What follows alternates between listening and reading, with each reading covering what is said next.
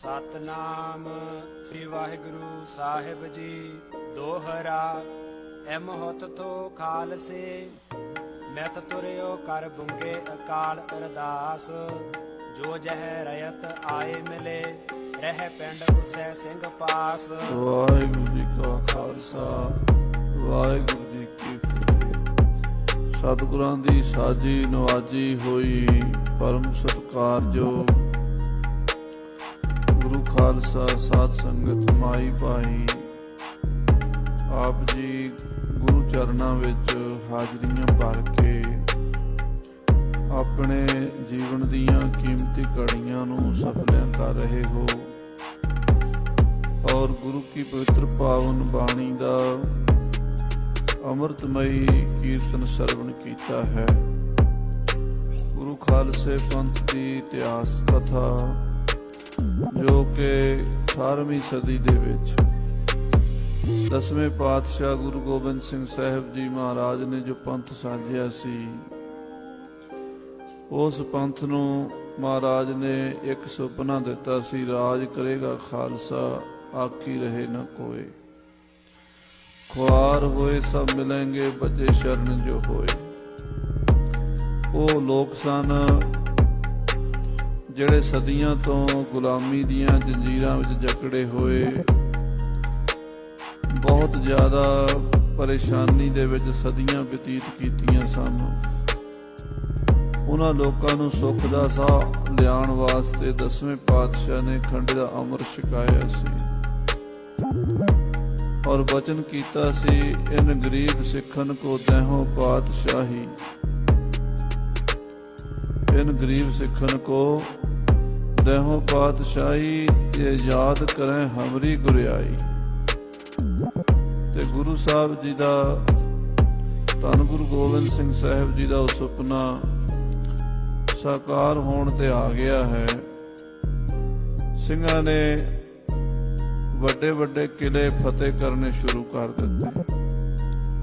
ਜਥੇਦਾਰ ਹਰੀ ਸਿੰਘ ਭੰਗੀ ਨੇ ਚੜ੍ਹਤ ਸਿੰਘ ਸੂਕਰ ਚੱਕੀਆ, ਜੱਸਾ ਸਿੰਘ ਰਾਮਗੜੀਆ, ਜੈ ਸਿੰਘ ਕਨਈਆ ਤੇ ਗਿਆਨ ਕਰਮ ਸਿੰਘ ਨਕਈ, ਇਹਨਾਂ ਮਿਸਲਾਂ ਨੇ ਕਸੂਰ ਤੇ ਕਬਜ਼ਾ ਕਰ ਲਿਆ ਔਰ ਬੁੱਢਾ ਦਲ ਬਾਬਾ ਜੱਸਾ ਸਿੰਘ ਆਲੂਵਾਲੀਆ ਨੇ ਜਲੰਧਰ ਤੇ ਹੁਸ਼ਿਆਰਪੁਰ ਤੇ ਕਬਜ਼ਾ ਕਰ ਲਿਆ।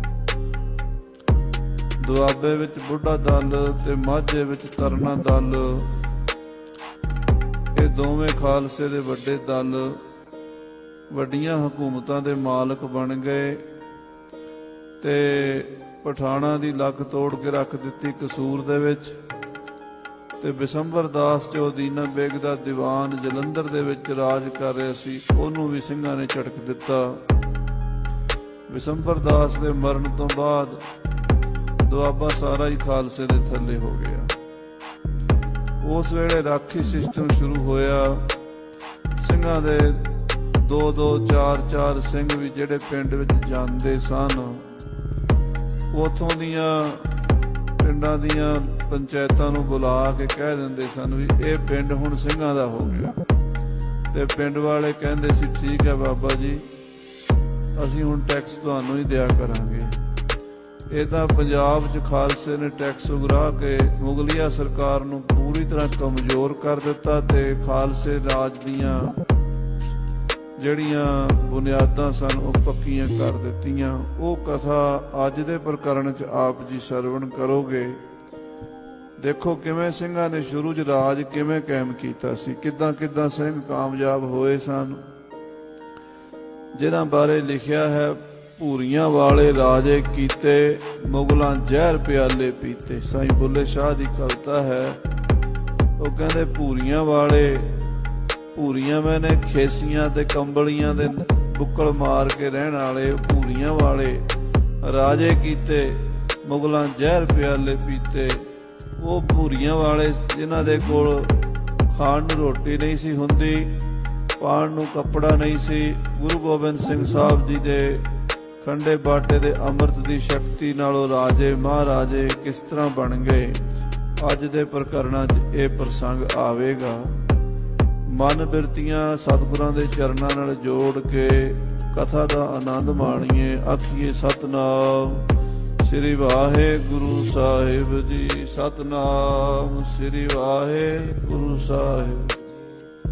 ਦੋਹਰਾ ਐਮ ਹੱਥ ਥੋ ਖਾਲਸੋ ਮੈਥ ਤੁਰਿਓ ਕਰ ਬੁੰਗੇ ਅਕਾਲ ਅਰਦਾਸ। ਇਸ ਤਰ੍ਹਾਂ ਸ੍ਰੀ ਅਕਾਲ ਤਖਤ ਸਾਹਿਬ ਜੀ ਤੇ ਖਾਲਸੇ ਨੇ ਮਤਾ ਕੀਤਾ ਵੀ ਹੁਣ ਆਪਾਂ ਨੂੰ ਇਲਾਕੇ ਮੰਨ ਲੈਣੇ ਚਾਹੀਦੇ।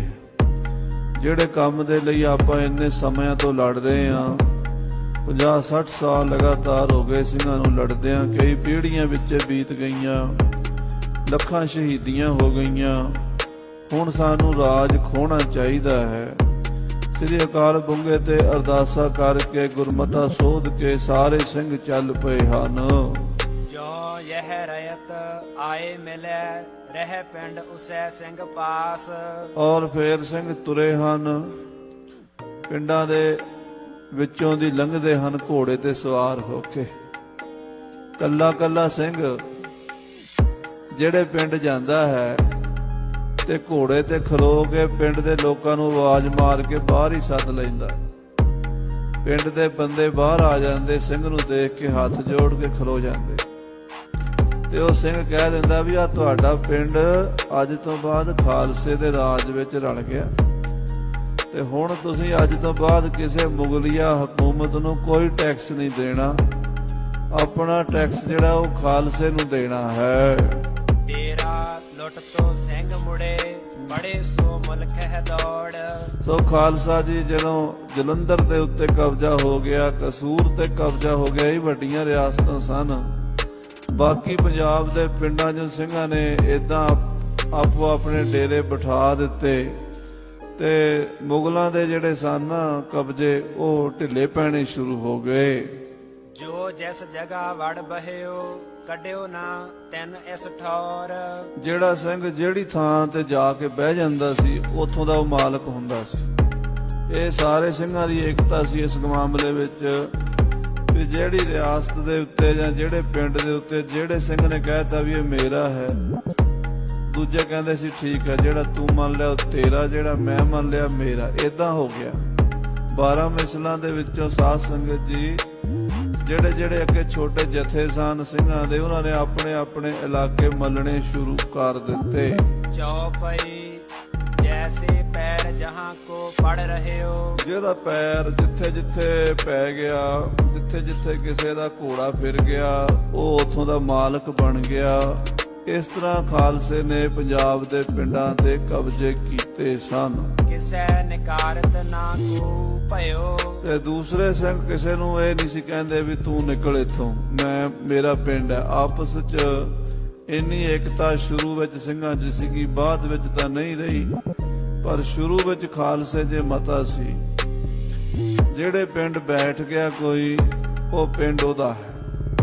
ਦੂਸਰਾ ਉਹਨੂੰ ਇਹ ਨਹੀਂ ਸੀ ਕਹਿੰਦਾ ਤੂੰ ਇੱਥੋਂ ਚਲਾ ਜਾ, ਉਹਨੂੰ ਕੱਢਦੇ ਨਹੀਂ ਸਨ ਉੱਥੋਂ।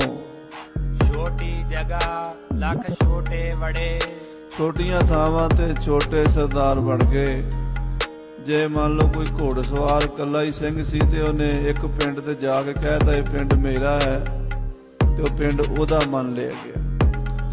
ਜੇ ਕਿਸੇ ਨੇ 10 ਪਿੰਡਾਂ ਤੇ ਕਬਜ਼ਾ ਕੀਤਾ, 10 ਪਿੰਡ ਉਹਦੇ ਮੰਨ ਲਏ ਗਏ। ਛੋਟੀ ਜਗ੍ਹਾ ਲੱਖ ਛੋਟੇ ਬੜੇ। ਛੋਟਿਆਂ ਪਿੰਡਾਂ ਵਿੱਚ ਥੋੜੇ ਛੋਟੇ ਛੋਟੇ ਜਥੇਦਾਰ ਬਣ ਗਏ। ਵੱਡ ਸ਼ਹਿਰਨ ਸਰਦਾਰ ਵੱਡ ਖੜੇ। ਵੱਡੇ ਸ਼ਹਿਰਾਂ ਵਿੱਚ ਮਿਸਲਾਂ ਦੇ ਸਰਦਾਰ ਵੱਡੇ ਬਣ ਗਏ। ਜਿਵੇਂ ਕਸੂਰ ਹੈ, ਇਸੇ ਤਰ੍ਹਾਂ ਜਲੰਧਰ ਹੈ। ਇਹ ਜਿਹੜੇ ਵੱਡੇ ਸੂਬੇ ਹਨ, ਇਹਨਾਂ ਵੱਡਿਆਂ ਸੂਬਾਂ ਦੇ ਮਾਲਕ ਵੱਡੇ ਸਰਦਾਰ ਜੱਸਾ ਸਿੰਘ ਆਹਲੂਵਾਲੀਆ, ਚੜ੍ਹ ਸਿੰਘ ਸੂਕਰ ਚੱਕੀਆ, ਹਰੀ ਸਿੰਘ ਭੰਗੀ, ਜੱਸਾ ਸਿੰਘ ਰਾਮਗੜੀਆ, ਏਦਾਂ ਦੇ ਸਿੰਘ ਸਰਦਾਰ ਬਣ ਗਏ। ਕਿਨੇ ਸਾਕ ਕਿਨ ਸਿਆਨ ਕੱਢ ਲਈ। ਤੇ ਪਿੰਡਾਂ 'ਚ ਜਦੋਂ ਸਿੰਘ ਗਏ, ਕਿਸੇ ਨੇ ਤੇ ਕਿਸੇ ਪਿੰਡ 'ਚ ਆਪਣਾ ਰਿਸ਼ਤਾ ਕੱਢ ਲਿਜਾਣ ਲਿਆ ਵੀ ਉਹ ਫਲਾਣਾ ਮੇਰੇ ਮਾਮੇ ਦਾ ਅੱਗੋਂ ਸਹੁਰਾ ਲੱਗਦਾ, ਉਹ ਮੇਰੀ ਮਾਸੀ ਦਾ ਕੋਈ ਰਿਸ਼ਤੇਦਾਰ ਲੱਗਦਾ। ਉਹ ਰਿਸ਼ਤੇਦਾਰੀਆਂ ਕੱਢ ਲਈਆਂ। ਜਿੱਥੇ ਰਿਸ਼ਤੇਦਾਰੀ ਉਹ ਸਾਡਾ ਕਹਿੰਦੇ, ਤੇ ਜਿੱਥੇ ਨਹੀਂ ਰਿਸ਼ਤੇਦਾਰੀ ਉੱਥੇ ਜਾਣ ਪਛਾਣ ਕੋਈ ਨਾ ਕੋਈ ਬਣਾ ਲਈ। ਤੇ ਜਾਣ ਪਛਾਣ ਦੇ ਨਾਲ ਜਾ ਕੇ ਉਹਨਾਂ ਪਿੰਡਾਂ ਵਾਲਿਆਂ ਨੂੰ ਸਿੰਘਾਂ ਨੇ ਸੁਣਾ ਦਿੱਤਾ ਵੀ ਸਾਡਾ ਇਲਾਕਾ ਹੈ, ਇਹ ਸਾਡਾ ਪਿੰਡ ਹੈ। ਕਿਨੈ ਰੈयत ਸੋ ਮਰਜੀ ਕਈ, ਕਈਆਂ ਨੇ ਰਈਅਤ ਨਾਲ ਹੀ ਮਰਜ਼ੀ ਮਿਲਾ ਲਈ। ਰਈਅਤ ਮੈਨੇ ਪਰਜਾ, ਜਿਹੜੇ ਪਿੰਡਾਂ ਦੇ ਲੋਕ ਉਹ ਆਪ ਹੀ ਕਹਿਣ ਲੱਗ ਪਏ ਵੀ ਸਰਦਾਰ ਜੀ ਇਹ ਇਲਾਕਾ ਤੁਸੀਂ ਸਾਂਭ ਲਓ ਸਾਡਾ, ਅਸੀਂ ਤੁਹਾਨੂੰ ਟੈਕਸ ਦੇਵਾਂਗੇ, ਅਸੀਂ ਨਹੀਂ ਦੇਣਾ ਮੁਗਲਾਂ ਨੂੰ, ਅਸੀਂ ਮੁਗਲਾਂ ਤੋਂ ਬੜੇ ਤੰਗ ਆ, ਮੁਗਲ ਸਾਨੂੰ ਲੁੱਟਦੇ ਹਨ, ਜਦੋਂ ਅਬਦਾਲੀ ਆਉਂਦਾ ਤੇ ਸਾਡੀ ਮਦਦ ਨਹੀਂ ਕਰਦੇ। ਪੰਜਾਬ ਦੇ ਲੋਕ ਮੁਗਲਾਂ ਤੋਂ ਤੇ ਪਠਾਣਾਂ ਤੋਂ ਦੋਵਾਂ ਤੋਂ ਤੰਗ ਸਨ। ਪੰਜਾਬ ਦੀ ਪਬਲਿਕ ਦੀ ਪਰੇਸ਼ਾਨੀ ਸੀ ਕਿ ਟੈਕਸ ਤਾਂ ਮੁਗਲਿਆ ਸਰਕਾਰ ਲੈ ਜਾਂਦੀ ਸੀ, ਲਾਹੌਰ ਦਰਬਾਰ ਤੋਂ ਟੈਕਸ ਉਗਰਾ ਕੇ ਦਿੱਲੀ ਭੇਜ ਦਿੱਤਾ ਜਾਂਦਾ ਸੀ। ਹੁਣ ਜਿਨ੍ਹਾਂ ਤੋਂ ਟੈਕਸ ਲਈਏ ਉਹਨਾਂ ਦੀ ਜਾਨ ਬਚਾਉਣ ਦੀ ਜ਼ਿੰਮੇਵਾਰੀ ਵੀ ਤਾਂ ਸਰਕਾਰ ਦੀ ਹੁੰਦੀ ਹੈ, ਉਹਨਾਂ ਦੇ ਮਾਲ ਮੱਤੇ ਦੀ ਰਾਖੀ ਚੋਰਾਂ ਡਾਕੂਆਂ ਤੋਂ ਬਚਾਉਣਾ। ਪਰ ਜਦੋਂ ਅਬਦਾਲੀ ਵਰਗੇ ਪਠਾਨ ਚੜ੍ਹ ਕੇ ਆਉਂਦੇ ਸੀਗੇ ਉਦੋਂ ਮੁਗਲ ਉਹਨਾਂ ਨਾਲ ਰਲ ਜਾਂਦੇ ਸੀ ਤੇ ਚੁੱਪ ਕਰਕੇ ਉਹ ਲੁੱਟ ਕੇ ਸਾਰਿਆਂ ਨੂੰ ਉਹ ਫਿਰ ਲੈ ਜਾਂਦੇ ਸੀ। ਪਬਲਿਕ ਕਹਿੰਦੀ ਸੀ ਵੀ ਜੇ ਸਾਨੂੰ ਮੁਗਲਾਂ ਨੇ ਬਚਾਉਣਾ ਨਹੀਂ ਹੈ ਪਠਾਣਾਂ ਤੋਂ, ਹਮਲਾਵਰਾਂ ਤੋਂ, ਤੇ ਅਸੀਂ ਮੁਗਲਾਂ ਤੋਂ ਕੀ ਲੈਣਾ? ਉਹ ਸਿੰਘ ਸਾਡੇ ਰਾਖੇ ਹਨ, ਸਾਡੇ ਭਰਾ ਹਨ, ਸਾਡੇ ਪਿੰਡਾਂ 'ਚੋਂ ਪੈਦਾ ਹੋਏ ਨੇ। ਤੇ ਉਸ ਵੇਲੇ ਲੋਕਾਂ ਨੂੰ ਇਹ ਸਮਝ ਆਈ ਵੀ ਜੇ ਸਿੱਖਾਂ ਦਾ ਰਾਜ ਬਣ ਜਾਵੇ ਤੇ ਸਾਡਾ ਪੰਜਾਬੀਆਂ ਦਾ ਰਾਜ ਹੋਵੇਗਾ ਤੇ ਅਸੀਂ ਦੁਸ਼ਮਣ ਦੇ ਬਾਹਰਲੇ ਮੁਲਕ ਦੇ ਹਮਲਾਵਰਾਂ ਤੋਂ ਬਚ ਸਕਾਂਗੇ, ਜਿਹੜਾ ਸਦੀਆਂ ਤੋਂ ਜ਼ਰਾ ਖੈਬਰ ਦਾ ਰਾਹ ਖੁੱਲ੍ਹਾ ਸੀ। ਉਸ ਵੇਲੇ ਤੇ ਸਾਧ ਸੰਗਤ ਜੀ ਪੰਜਾਬ ਦੇ ਵਿੱਚ ਲੋਕ ਘਰ 'ਚ ਥਾਲੀ ਕੌਲੀ ਗਲਾਸ ਭਾਂਡਾ ਵੀ ਜਿਹੜਾ ਪਿੱਤਲ ਤਾਂਬੇ ਦਾ ਨਹੀਂ ਸੀ ਰੱਖ ਪਾਉਂਦੇ, ਮਿੱਟੀ ਦੇ ਭਾਂਡੇ ਲੋਕ ਰੱਖਦੇ ਸੀਗੇ। ਕਿਉਂ? ਜਦੋਂ ਅਬਦਾਲੀ ਚੜ੍ਹ ਕੇ ਆਉਂਦਾ ਸੀ ਲੋਕਾਂ ਦੇ ਘਰ ਗਲਾਸ ਕੌਲੀ ਭਾਂਡਾ ਕੁਛ ਨਹੀਂ ਸੀ ਛੱਡਦਾ, ਸਭ ਚੁੱਕ ਕੇ ਲੈ ਜਾਂਦਾ ਸੀ। ਉਦੋਂ ਦੀ ਕਹਾਵਤ ਹੈ ਵੀ ਖਾਧਾ ਪੀਤਾ ਲਾਏ ਦਾ ਬਾਕੀ ਅਹਿਮਦ ਸ਼ਾਹ ਦਾ, ਜੋ ਖਾ ਪੀ ਲਿਆ ਉਹ ਆਪਣਾ, ਬਾਕੀ ਅਹਿਮਦ ਸ਼ਾਹ ਨੇ ਲੈ ਜਾਣਾ। ਜੇ ਦਾਣੇ ਪਏ ਜ਼ਿਆਦਾ ਘਰ ਦੇ ਵਿੱਚ ਤੇ ਭੜੋਲੇ ਚੋਂ ਦਾਣੇ ਵੀ ਚੁੱਕ ਕੇ ਲੈ ਜਾਣੇ ਉਹਨਾਂ ਨੇ। ਜੇ ਕਿਸੇ ਦੇ ਘਰ ਕੋਈ ਭੇਡ ਬੱਕਰੀ ਗਾਂ ਮੱਝ ਕੋਈ ਜਾਨਵਰ ਹੈ ਤੇ ਉਹ ਵੀ ਲਿਜਾ ਕੇ ਉਹਨੂੰ ਵੀ ਮਾਰ ਕੇ ਖਾ ਲੈਣਾ। ਲੋਕਾਂ ਦੀਆਂ ਧੀਆਂ ਭੈਣਾਂ ਤੱਕ ਚੁੱਕ ਕੇ ਅਬਦਾਲੀ ਲੈ ਜਾਂਦਾ ਸੀ ਤੇ ਜਾ ਕੇ ਕਾਬਲ ਦੇ ਬਾਜ਼ਾਰਾਂ 'ਚ ਟਕੇ ਟਕੇ ਤੇ ਵੇਚ ਦਿੰਦੇ ਸੀਗੇ। ਨੌਜਵਾਨ ਬੱਚਿਆਂ ਨੂੰ, ਉਹਨਾਂ ਲੜਕਿਆਂ ਨੂੰ ਵੀ ਗੁਲਾਮ ਬਣਾ ਕੇ ਲੈ ਜਾਂਦੇ ਸੀ ਤੇ ਗੁਲਾਮਾਂ ਦੀ ਮੰਡੀ 'ਚ ਵੇਚ ਦਿੰਦੇ ਸੀਗੇ। ਯਾਨੀ ਪੰਜਾਬ ਦਾ ਇੱਕ ਤਰ੍ਹਾਂ ਨਾਲ ਉਹਨਾਂ ਨੇ ਲੁੱਟਣ ਵਾਸਤੇ ਸ਼ਿਕਾਰਗਾਹ ਬਣਾਈ ਹੋਈ ਸੀ। ਹੁਣ ਉਹ ਪੰਜਾਬ ਦੇ ਲੋਕਾਂ ਨੂੰ ਮਹਿਸੂਸ ਹੋਇਆ, ਭਾਵੇਂ ਉਹ ਹਿੰਦੂ ਸਨ ਭਾਵੇਂ ਮੁਸਲਮਾਨ ਸਨ, ਜਿਹੜੇ ਪੰਜਾਬੀ ਸਨ ਉਹ ਕਹਿੰਦੇ ਆਪਾਂ ਕੀ ਲੈਣਾ ਮੁਗਲਾਂ ਤੋਂ ਤੇ ਕੀ ਲੈਣਾ ਪਠਾਣਾਂ ਤੋਂ, ਉਹ ਤੇ ਸਾਨੂੰ ਲੁੱਟਦੇ ਨੇ। ਸਿੰਘਾਂ ਨੂੰ ਆਪਾਂ ਦਈਏ, ਸਿੰਘ ਸਾਡੀ ਰਾਖੀ ਕਰਨਗੇ। ਤੇ ਸਿੰਘ ਪਿੰਡਾਂ 'ਚ ਜਾ ਕੇ ਕਹਿਣ ਲੱਗੇ ਅਸੀਂ ਤੁਹਾਡੀ ਰਾਖੀ ਕਰਾਂਗੇ, ਤੁਸੀਂ ਮੁਗਲ ਹਕੂਮਤ ਨੂੰ ਟੈਕਸ ਨਹੀਂ ਦੇਣਾ, ਹੁਣ ਖਾਲਸੇ ਨੂੰ ਟੈਕਸ ਦਿਆ ਕਰੋ। ਕਿਨੇ ਅਚਾਨਕ ਸੁਣੀ ਤਕਾਈ, ਕਿਸੇ ਦੀ ਜਾਣ ਪਛਾਣ ਕਿਸੇ ਪਿੰਡ 'ਚ, ਉੱਥੇ ਜਾ ਕਬਜ਼ਾ ਕਰ ਲਿਆ ਸਿੰਘਾਂ ਨੇ। ਕਿਤੇ ਖਬਰ ਮਿਲੀ ਅਚਾਨਕ ਹੀ ਵੀ ਪਿੰਡ ਖਾਲੀ ਪਿਆ, ਉਹਦਾ ਕੋਈ ਵਾਲੀ ਵਾਰਸ ਨਹੀਂ, ਉੱਥੇ ਜਾ ਕੇ ਸਿੰਘਾਂ ਨੇ ਝੰਡੇ ਗੱਡ ਦਿੱਤੇ। ਐਮ ਕਰ ਲੀਨੋ ਮੁਲਕ ਮਲਾਈ, ਏਦਾਂ ਸਿੰਘਾਂ ਨੇ ਪੰਜਾਬ ਦਾ ਇਲਾਕਾ ਬਹੁਤ ਸਾਰਾ ਮੁਲਕ ਮੱਲ ਲਿਆ। ਵੱਡੀ ਠਕਰਾਇਤ ਕੀ ਜੋ ਜਗ੍ਹਾ, ਜਿਹੜੀਆਂ ਵੱਡੀਆਂ ਠਕਰਾਇਤ ਦੀਆਂ ਜਗ੍ਹਾ ਯਾਨੀ ਹਕੂਮਤ ਦੇ ਵੱਡੇ ਟਿਕਾਣੇ ਸਨ, ਜਿਵੇਂ ਕਸੂਰ ਹੈ, ਜਲੰਧਰ ਹੈ, ਹੁਸ਼ਿਆਰਪੁਰ ਹੈ, ਇਸੇ ਤਰ੍ਹਾਂ ਗੁਜਰਾਂਵਾਲਾ ਹੈ, ਹੋਰ ਜਿਹੜੇ ਪੁਰਾਣੇ ਵੱਡੇ ਸ਼ਹਿਰ ਹਨ। ਸੋ ਸਰਦਾਰਨ ਵੱਡ ਗੱਲ ਲਗਾ, ਉਹ ਵੱਡੇ ਸਰਦਾਰਾਂ ਨੇ ਉੱਥੇ ਰਾਜ ਬਣਾ ਲਿਆ ਆਪਣਾ। ਗੁਜਰਾਂਵਾਲੇ ਵਿੱਚ ਚੜ੍ਹਤ ਸਿੰਘ ਸੂਕਰ ਚੱਕੀਏ ਨੇ, ਇਸੇ ਤਰ੍ਹਾਂ ਬਾਬਾ ਜੱਸਾ ਸਿੰਘ ਜੀ ਦੁਆਬੇ ਜਾ ਬੈਠੇ। ਬਾਕੀ ਸਰਦਾਰਾਂ ਨੇ ਵੀ ਆਪਣੇ ਆਪਣੇ ਇਲਾਕੇ ਮੱਲਣੇ ਸ਼ੁਰੂ ਕਰ ਦਿੱਤੇ। ਜਨ ਜਨ ਮਰਜੀ ਸਾਥ ਰੈयत ਲੜਾਈ, ਜਿਹੜੇ ਜਿਹੜੇ ਇਲਾਕੇ ਦੇ ਲੋਕਾਂ ਦੀ ਮਰਜ਼ੀ ਜਿਹੜੇ ਜਿਹੜੇ ਸਰਦਾਰ ਨਾਲ ਰਲੀ। ਜਿਵੇਂ ਮੰਨ ਲਓ ਕਿਸੇ ਇਲਾਕੇ ਦੇ 10-20 ਪਿੰਡਾਂ ਦੇ ਬੰਦੇ ਗਏ ਬਾਬਾ ਜੱਸਾ ਸਿੰਘ ਕੋਲ ਕਿ ਸਰਦਾਰ ਜੀ ਅਸੀਂ ਤਾਂ ਤੁਹਾਡੀ ਪਰਜਾ ਬਣਨਾ ਚਾਹੁੰਦੇ ਹਾਂ, ਤੁਸੀਂ ਸਾਡੀ ਰਾਖੀ ਕਰੋ। ਬਾਬੇ ਜੱਸਾ ਸਿੰਘ ਨੇ ਆਖਿਆ ਇਹ ਪਿੰਡ ਸਾਡੇ ਹਨ, ਅਸੀਂ ਇਹਨਾਂ ਦੀ ਰਾਖੀ ਕਰਾਂਗੇ। ਕੁਝ ਚੜ੍ਹਤ ਸਿੰਘ ਕੋਲ ਚਲੇ ਗਏ, ਗੁਜਰਾਂਵਾਲੇ ਦੇ ਇਲਾਕੇ ਦੇ ਲੋਕ। ਉਹ ਕਹਿੰਦੇ ਚੜ੍ਹਤ ਸਿੰਘ ਜੀ ਸਾਡੀ ਰਾਖੀ ਕਰੋ। ਉਹਨਾਂ ਨੇ ਗੁਜਰਾਂਵਾਲੇ ਦੇ ਕਬਜ਼ਾ ਕਰ ਲਿਆ। ਜਿਨ੍ਹਾਂ ਜਿਨ੍ਹਾਂ ਲੋਕਾਂ ਨੇ ਮਰਜ਼ੀ ਦੇ ਨਾਲ ਖਾਲਸੇ ਨੂੰ ਸੱਦਾ ਦਿੱਤਾ, ਖਾਲਸੇ ਨੇ ਉਹਨਾਂ ਦੇ ਇਲਾਕਿਆਂ ਉੱਤੇ ਰਾਜ ਕਾਇਮ ਕਰ ਲਏ। ਅਨ ਸੋ ਗੱਲ ਬਹੁ ਬਨ ਆਈ। ਉਹਨਾਂ ਦੇ ਨਾਲ ਬੜੀ ਗੱਲ ਬਣ ਗਈ। ਉਹਨਾਂ ਦੀ ਭਾਵ ਸਿੰਘਾਂ ਦਾ ਤੇ ਇਲਾਕੇ ਦੇ ਲੋਕਾਂ ਦਾ ਆਪਸ ਵਿੱਚ ਮਤਾ ਰਲ ਗਿਆ। ਜਨ ਜਨ ਰਹਿਤ ਸੋ ਸਦਾਬ ਗਵਾਈ। ਜਿਹੜੇ ਲੋਕ ਕੁਝ ਹੌਲੇ ਕਿਸਮ ਦੇ ਵੀ ਸਨ ਸਿੱਖਾਂ ਵਿੱਚ, ਕਿਉਂਕਿ ਚੰਗੇ ਮਾੜੇ ਹਰ ਕੌਮ ਚ ਹੁੰਦੇ ਆ, ਜਿਹੜੇ ਪਰਜਾ ਨਾਲ ਬਣਾ ਕੇ ਨਹੀਂ ਸੀ ਰੱਖ ਸਕੇ, ਰਈਅਤ ਨਾਲ ਛੇਤੀ ਵਿਗਾੜ ਲਈ। ਰਾਜੇ ਬਣੇ ਪਰ ਰਾਜ ਕਰਨਾ ਨਹੀਂ ਆਇਆ। ਲੋਕਾਂ ਨੇ ਦੇਖਿਆ ਵੀ ਅਸੀਂ ਗਲਤ ਬੰਦਿਆਂ ਨੂੰ ਹਕੂਮਤ ਦੇ ਬੈਠੇ ਆ, ਇਹ ਸਾਨੂੰ ਸੁੱਖ ਨਹੀਂ ਦੇਣਗੇ। ਜਿਵੇਂ ਭੰਗੀਆਂ ਦੇ ਵਿੱਚੋਂ ਬਾਅਦ ਦੇ ਵਿੱਚ ਕਥਾ ਆਉਂਦੀ ਹੈ, ਅਜੇ ਤਾਂ ਨਹੀਂ, ਜਦੋਂ ਸਰਦਾਰ ਹਰੀ ਸਿੰਘ ਭੰਗੀ ਦੇ ਚੜ੍ਹਾਈ ਕਰ ਜਾਣ ਤੋਂ ਬਾਅਦ ਉਹਨਾਂ ਦੇ ਪਰਿਵਾਰ ਵਿੱਚੋਂ ਸਰਦਾਰ ਗੁਲਾਬ ਸਿੰਘ, ਚੇਤ ਸਿੰਘ, ਇਹ ਭੰਗੀਆਂ ਦੀ ਮਿਸਲ ਦੇ ਜਿਹੜੇ ਰਾਜੇ ਹੋਏ ਨੇ, ਇਹ ਲਾਹੌਰ ਦੇ ਮਾਲਕ ਸਨ। 1780, 90, 1800 ਦੇ ਪਹਿਲੇ ਇਹਨਾਂ ਦਾ ਰਾਜ ਸੀਗਾ ਭੰਗੀਆਂ ਦੀ ਮਿਸਲ ਦਾ। ਇਹ ਇਤਨੇ ਲਾਪਰਵਾਹ ਹੋ ਗਏ ਕਿ ਆਪਣੇ ਲੋਕਾਂ ਦਾ ਖਿਆਲ ਹੀ ਨਹੀਂ, ਤੇ ਹਮੇਸ਼ਾ ਸ਼ਰਾਬ ਪੀਣ ਲੱਗ ਪਏ ਤੇ ਨਸ਼ਿਆਂ 'ਚ ਪੈ ਗਏ। ਤੇ ਪਰਜਾ ਦੁਖੀ ਹੋ ਕੇ ਮਹਾਰਾਜਾ ਰਣਜੀਤ ਸਿੰਘ ਜੀ ਕੋਲ ਆਈ ਸੀ ਵੀ ਸਾਨੂੰ ਬਚਾਓ, ਇਹ ਭੰਗੀਆਂ ਨੇ ਤਾਂ ਸਾਡਾ ਜੀਣਾ ਹਰਾਮ ਕਰ ਦਿੱਤਾ ਹੈ, ਲਾਪਰਵਾਹੀ ਕਰਦੇ ਨੇ, ਰਾਜ ਦੀ ਰਾਖੀ ਨਹੀਂ ਕਰਦੇ। ਸੋ ਖਾਲਸਾ ਜੀ ਇਸ ਤਰ੍ਹਾਂ ਦਾ ਵੀ ਕਹਿੰਦੇ ਵਰਤਾਰਾ ਸੀ ਵੀ ਕੁਝ ਲੋਕ ਇਹੋ ਜਿਹੇ ਸਨ ਸਿੱਖਾਂ ਦੇ ਵਿੱਚ ਵੀ ਜਿਹੜੇ ਰਾਜ ਖੋਂਦੇ ਤਾਂ ਸਨ ਪਰ ਕਰਨਾ ਨਹੀਂ ਸੀ ਆਉਂਦਾ, ਪਰਜਾ ਨਾਲ ਵਿਗਾੜ ਵੀ ਲੈਂਦੇ ਸਨ। ਵਹੀ ਕਢਾਹੀ। ਉਹ ਪਿੰਡਾਂ ਵਾਲਿਆਂ ਨੇ ਹੀ ਉਹਨਾਂ ਨੂੰ ਕਹਿ ਦਿੱਤਾ ਵੀ ਤੁਸੀਂ ਜਾਓ। ਉਹਨਾਂ ਨੇ ਕੱਢ ਦਿੱਤੇ। ਕਿਵੇਂ ਕੱਢ ਦਿੱਤੇ? ਵੱਡੇ ਸਰਦਾਰਾਂ ਨੂੰ ਕਹਿ ਦਿੱਤਾ ਵੀ ਇਹਨਾਂ ਤੋਂ ਸਾਡੀ ਜਾਨ ਛਡਾਓ। ਉਹ ਵੀ ਨਿਕਲ ਗਏ। ਇਸ ਤਰ੍ਹਾਂ ਕਈ ਜਗ੍ਹਾ ਤੇ ਸਿੰਘਾਂ ਦੇ ਕਬਜ਼ੇ ਹੋਏ ਤੇ ਕਈਆਂ ਤੋਂ ਉਖੜੇ। ਐਸੀ ਭਾਂਤ ਭਇਓ ਮੁਲਕ ਸੋ ਮੱਲ। ਇਸ ਤਰ੍ਹਾਂ ਸਾਰਾ ਪੰਜਾਬ ਜਿਹੜਾ ਸੀ ਉਹ ਸਿੱਖਾਂ ਨੇ ਮੱਲ ਲਿਆ। ਯਾਨੀ ਕਿ ਰਾਵੀ ਤੋਂ ਪਰਲਾ ਪਾਸਾ ਲਹਿੰਦਾ ਪੰਜਾਬ ਵੀ ਤੇ ਚੜ੍ਹਦੇ ਵਾਲਾ ਪੰਜਾਬ ਵੀ, ਜਿਹਨੂੰ ਆਪਾਂ ਅੱਜ ਕੱਲ੍ਹ ਕਹਿੰਦੇ ਆ, ਇਹ ਦੋਵੇਂ ਪੰਜਾਬ ਸਿੱਖਾਂ ਦੇ ਕਬਜ਼ੇ 'ਚ ਆ ਗਏ। ਸੁਣ ਰਤਨ ਸਿੰਘ ਤਿਮ ਕਹੀ ਗੱਲ।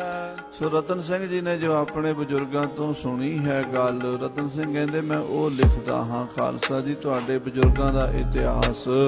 ਦੋਹਰਾ ਜੇ ਕੋ ਕੈਸ ਕੋ ਫੇਰ ਕੱਟੈ ਤੋ ਮਿਸਲ ਉਪਾਲ ਹੋਏ। ਜੇਕਰ ਕੋਈ ਕਿਸੇ ਨੂੰ ਕੱਢਣ ਦੀ ਕੋਸ਼ਿਸ਼ ਕਰੇ ਧੱਕੇ ਨਾਲ, ਆਪਸ ਕਿਤੇ ਸਿੰਘਾਂ ਦਾ ਜੇ ਮੰਨ ਲਓ ਝਗੜਾ ਹੋ ਗਿਆ, ਇੱਕ ਸਰਦਾਰ ਹੈ ਜਾਂ ਕੋਈ ਪਿੰਡ ਦਾ ਮਾਲਕ ਚੌਧਰੀ ਬਣ ਗਿਆ, ਦੂਜਾ ਉਹਨੂੰ ਧੱਕੇ ਨਾਲ ਉੱਥੋਂ ਕੱਢੇ, ਆਪਸ 'ਚ ਉਹਦਾ ਝਗੜਾ ਹੋ ਜਾਵੇ, ਦੋ ਦਾਅਵੇਦਾਰ ਹੋ ਜਾਣ, ਤਾਂ ਫਿਰ ਉਹਦੇ ਵਿੱਚ ਕੀ ਕਰਦੇ ਸੀ, ਜਿਹੜੀ ਵੱਡੀ ਮਿਸਲ ਹੁੰਦੀ ਸੀ ਨਾ, ਉਹ ਮਿਸਲ ਦੇ ਵੱਡੇ ਰਾਜੇ ਜਿਹੜੇ ਸੀ ਉਹ ਦਖਲ ਦਿੰਦੇ ਸੀ। ਸਿੱਖ ਰਾਜੇ, ਸਿੱਖ ਸਰਦਾਰ ਪੰਥਕ ਤੌਰ ਤੇ ਉਹਨਾਂ ਦਾ ਫੈਸਲਾ ਕਰਾਉਂਦੇ ਸੀ। ਜੋ ਪਹਿਲੋ ਕੋ ਵੜ ਬਹਿਓ ਉਸੈ ਦਵਾਵੈ ਸੋਏ। ਜਿਹੜਾ ਪਹਿਲਾਂ ਕਬਜ਼ਾ ਕਰਿਆ ਹੋਵੇ ਉਹਨੂੰ ਦਵਾਉਂਦੇ ਵੀ ਪਹਿਲ ਤੇਰੀ ਹੈ ਬਈ। ਉਹ ਫਿਰ ਫੈਸਲਾ ਕਰਦੇ ਸੀ, ਨਿਆਂ ਕਰਦੇ ਸੀ, ਉਹ ਪੁੱਛਗਿੱਛ ਕਰਦੇ ਸੀ ਦੋਵਾਂ ਪਾਸਿਆਂ ਤੋਂ, ਦੋਵਾਂ ਪੱਖਾਂ ਦੀ ਗੱਲ ਸੁਣ ਕੇ ਜਿਹਦਾ ਪਹਿਲਾਂ ਕਬਜ਼ਾ ਹੋਵੇ ਉਹਦੇ ਹੱਕ ਵਿੱਚ ਫੈਸਲਾ ਕਰਕੇ ਦੂਜੇ ਨੂੰ ਕਹਿੰਦੇ ਸੀ ਵੀ ਤੂੰ ਭਾਈ ਹੋਰ ਕੋਈ ਜਗ੍ਹਾ ਦੇਖ ਲੈ, ਇਹ ਪਿੰਡ ਦੇ ਫਲਾਣੇ ਸਰਦਾਰ ਦੇ ਹਿੱਸੇ ਆਉਂਦਾ, ਉਹਨੂੰ ਹੀ ਮਿਲਣਾ ਹੈ। ਹਾਂਜੀ। ਚੌਪਈ ਪਹਿਲੋ ਥੇ ਸਿੰਘ ਹੁਤੇ ਅਕਾਰੇ। ਹੁਣ ਜਦੋਂ ਸਿੱਖਾਂ ਨੇ ਰਾਜ ਖੋਹਣਾ ਸ਼ੁਰੂ ਕੀਤਾ ਉਦੋਂ ਸਿੱਖ ਕੱਲੇ ਦੁਕੱਲੇ ਸਨ, ਥੋੜੇ ਸਨ। ਮੁਲਕ ਲੁੱਟ ਹੋਏ ਦੋਏ ਦੋਏ ਚਾਰੇ। ਜਦੋਂ ਮੁਲਕ ਲੁੱਟਣ ਲੱਗੇ, ਇਲਾਕਿਆਂ ਤੇ ਕਬਜ਼ਾ ਕਰਨ ਲੱਗੇ, ਦੋ ਦੋ ਚਾਰ ਚਾਰ ਸਿੰਘਾਂ ਨੇ ਪਿੰਡਾਂ ਤੇ ਕਬਜ਼ਾ ਕਰ ਲਿਆ। ਸਾਡੇ ਅੰਬਾਲੇ ਦੇ ਕੋਲ ਜਿੱਟੀ ਰੋਡ ਦੇ ਉੱਤੇ ਇੱਕ ਸ਼ਹਿਰ ਆਉਂਦਾ ਹੈ ਸ਼ਾਹਬਾਦ ਮਾਰਕੰਡਾ। ਉਹ ਸ਼ਾਹਬਾਦ ਮਾਰਕੰਡਾ ਜਿਹੜਾ ਹੈ ਉੱਥੇ ਕਹਿੰਦੇ ਨੇ ਤੁਰਕਾਂ ਦੀ ਛਾਉਣੀ ਸੀਗੀ ਬਹੁਤ ਵੱਡੀ, ਤੇ 400-500 ਸਿਪਾਹੀ ਕਿਲੇ ਦੇ ਵਿੱਚ ਸੀਗਾ, ਤੇ ਉੱਥੇ ਉਹ ਕਿਲਾ ਜਿਹੜਾ ਸੀ ਜਾਂ ਉੱਥੇ ਜਿਹੜਾ ਠਾਣਾ ਸੀਗਾ, ਉੱਥੇ 5 ਸਿੰਘ ਆਏ ਜੰਗਲ ਚੋਂ ਨਿਕਲ ਕੇ, ਤੇ ਉਹਨਾਂ 5 ਨੇ ਸਲਾਹ ਕੀਤੀ ਵੀ ਆਪਾਂ ਕਿਲੇ ਤੇ ਕਬਜ਼ਾ ਕਰਨਾ। ਅੱਗੇ ਸੀਗੇ 4, 5, 100 ਤੇ ਉਹ ਸੀਗੇ ਸਿਰਫ 5 ਜਣੇ। ਉਹ ਕਹਿੰਦੇ ਠੀਕ ਹੈ, 2 ਜਣੇ ਤੇ ਕਿਲੇ ਦੇ ਦਰਵਾਜ਼ੇ ਵੱਲੋਂ ਦੀ ਅੱਗੋਂ ਦੀ ਜਿਹੜਾ ਠਾਣੇ ਦਾ ਬੂਹਾ ਹੁੰਦਾ ਨਾ, ਗੇਟ ਹੁੰਦਾ, ਉਧਰ ਚਲੇ ਗਏ ਤੇ 3 ਪਿਛਲੇ ਪਾਸਿਓਂ, ਤੇ ਜਾ ਕੇ ਠਾਣੇ ਤੇ ਬੂਹੇ ਅੱਗੇ ਜਕਾਰਾ ਗਜਾਇਆ ਬੜੇ ਜ਼ੋਰ ਨਾਲ। ਜਦੋਂ ਜਕਾਰਾ ਗਜਾਇਆ ਤੇ ਉਹ ਜਿਹੜਾ ਸੰਤਰੀ ਸੀ ਨਾ, ਜਿਹੜਾ ਪਹਿਰੇ ਤੇ ਬੰਦੂਕ ਲੈ ਕੇ ਖੜਾ ਹੁੰਦਾ ਬਾਹਰ ਪਹਿਰੇਦਾਰ, ਉਹ ਡਰ ਗਿਆ ਤੇ ਉਹਨੂੰ ਜਾ ਕੇ ਕਹਿੰਦੇ ਠਾਣਾ ਖਾਲੀ ਕਰ ਦਿਓ, ਖਾਲਸੇ ਦਾ ਦਲ ਆ ਗਿਆ, ਫੌਜਾਂ ਆ ਗਈਆਂ। ਉਹ ਸੰਤਰੀ ਕਹਿੰਦਾ ਕਿੰਨੀਆਂ ਕੁ ਫੌਜਾਂ ਆ ਗਈਆਂ? ਕਹਿੰਦਾ 2 ਲੱਖ ਪਹੁੰਚ ਗਈਆਂ ਤੇ 3 ਲੱਖ ਆ ਰਹੀਆਂ। ਉਹ ਭੱਜ ਕੇ ਅੰਦਰ ਗਿਆ, ਉਹਨੇ ਜਾ ਕੇ ਆਖਿਆ ਵੀ 2 ਲੱਖ ਸਿੱਖ ਤਾਂ ਪਹੁੰਚ ਗਏ ਤੇ 3 ਲੱਖ ਕਹਿੰਦੇ ਹੋਰ ਆਉਣ ਵਾਲੇ ਆ, ਤੇ ਆਪਾਂ ਤਾਂ ਸਰਦਾਰ ਜੀ ਸਿਰਫ 400 ਬੰਦੇ ਆ, ਤੇ ਆਪਾਂ 400 ਬੰਦੇ 5 ਲੱਖ ਨਾਲ ਕਿੱਥੇ ਲੜਾਂਗੇ? ਉਹ ਕਹਿੰਦੇ ਫਟਾਫਟ ਘੋੜਿਆਂ ਦੇ ਪਾ ਕੇ ਕਾਠੀਆਂ ਉਹਦਾ ਕੁਰਸ਼ੇਤਰ ਵੱਲ ਦੌੜ ਗਏ, ਭਰਾ ਨੂੰ ਕਰਨਾਲ ਵੱਲ। ਤੇ 5 ਸਿੱਖਾਂ ਨੇ ਸਵੇਰ ਨੂੰ ਝੰਡਾ ਲਾ ਕੇ, ਨਿਸ਼ਾਨ ਸਾਹਿਬ ਲਾ ਕੇ, ਗੁਰਦੁਆਰਾ ਬਣਾ ਕੇ, ਉੱਥੇ ਗੁਰਦੁਆਰਾ ਮਸੀਤ ਸੀਗੀ ਪਹਿਲਾਂ ਤਾਂ, ਉਹ ਮਸੀਤ ਦਾ ਨਾਂ ਰੱਖ ਦਿੱਤਾ ਗੁਰਦੁਆਰਾ ਮਸਤਗੜ੍ਹ ਸਾਹਿਬ। ਹੁਣ ਉਸ ਗੁਰਦੁਆਰੇ ਦਾ ਨਾਮ ਮਸਤਗੜ੍ਹ ਹੈ, ਮਸੀਤ ਵਿੱਚ ਬਣਿਆ ਹੋਇਆ। ਤੇ ਉੱਥੇ ਜਿਹੜਾ ਮਸੀਤ ਦੇ ਲਾਗੇ ਕਿਲਾ ਹੈ, ਉਹਨੂੰ ਕਿਲਾ ਸਿੱਖਾਂ ਬੋਲਦੇ ਆ। ਅਜੇ ਵੀ ਉਹ ਜਗੀਰਦਾਰ ਸਿੱਖਾਂ ਦੇ ਘਰ ਵਸਦੇ। ਇਹ ਤਾਂ 5 ਸਿੱਖਾਂ ਨੇ ਹੀ ਪੂਰਾ ਠਾਣਾ ਜਿਹੜਾ ਸੀਗਾ ਸ਼ਾਹਬਾਦ ਮਾਰਕੰਡਾ ਉਹ ਖੋਹ ਲਿਆ। ਇਹ ਤਾਂ ਕਈ ਥਾਵਾਂ ਤੇ ਹੋਇਆ। ਸੋ 5-5, 4-4 ਸਿੰਘ ਜਾਂਦੇ ਤੇ ਜਾ ਕੇ ਦਬਕਾ ਮਾਰ ਦਿੰਦੇ ਚੌਧਰੀਆਂ ਨੂੰ ਵੀ ਕਿਲਾ ਖਾਲੀ ਕਰ ਜਾਓ, ਫੌਜਾਂ ਆ ਰਹੀਆਂ। ਤੇ ਉਹ ਕਹਿੰਦੇ ਲਓ ਜੀ ਚਾਬੀਆਂ ਤੇ ਤੁਸੀਂ ਰਾਜ ਭਾਗ ਸੰਭੋ, ਅਸੀਂ ਤਾਂ ਤੁਹਾਡੇ ਤੋਂ ਜਾਨ ਬਖਸ਼ਾਉਂਦੇ ਆ। ਏਦਾਂ ਸਿੰਘਾਂ ਨੇ ਫਿਰ ਇਲਾਕੇ ਮੱਲਣੇ ਸ਼ੁਰੂ ਕਰ ਦਿੱਤੇ। ਆਈ ਉਗਰਾਹੀ ਉਨ ਕੈ ਪਾਸ, ਜਦੋਂ ਫਿਰ ਇਲਾਕੇ ਮੱਲ ਲਏ ਤੇ ਪਿੰਡਾਂ ਦੇ ਵਿੱਚੋਂ ਉਗਰਾਹੀ ਜਿਹੜੀ ਟੈਕਸ ਦੀ ਸੀ ਉਹ ਖਾਲਸੇ ਕੋਲ ਆਉਣ ਲੱਗ ਪਈ। ਮਾਮਲਾ ਜਿਹੜਾ ਸਰਕਾਰ ਕੋਲ ਜਾਂਦਾ ਸੀ, ਦਿੱਲੀ ਜਾਂ ਲਾਹੌਰ ਜਾਂਦਾ ਸੀ, ਉਹ ਸਿੱਖਾਂ ਕੋਲ ਆਉਣ ਲੱਗਾ। ਕਿੰਨੇ ਸੈਕਰ ਕਹਿਣ ਰੱਖੇ 50।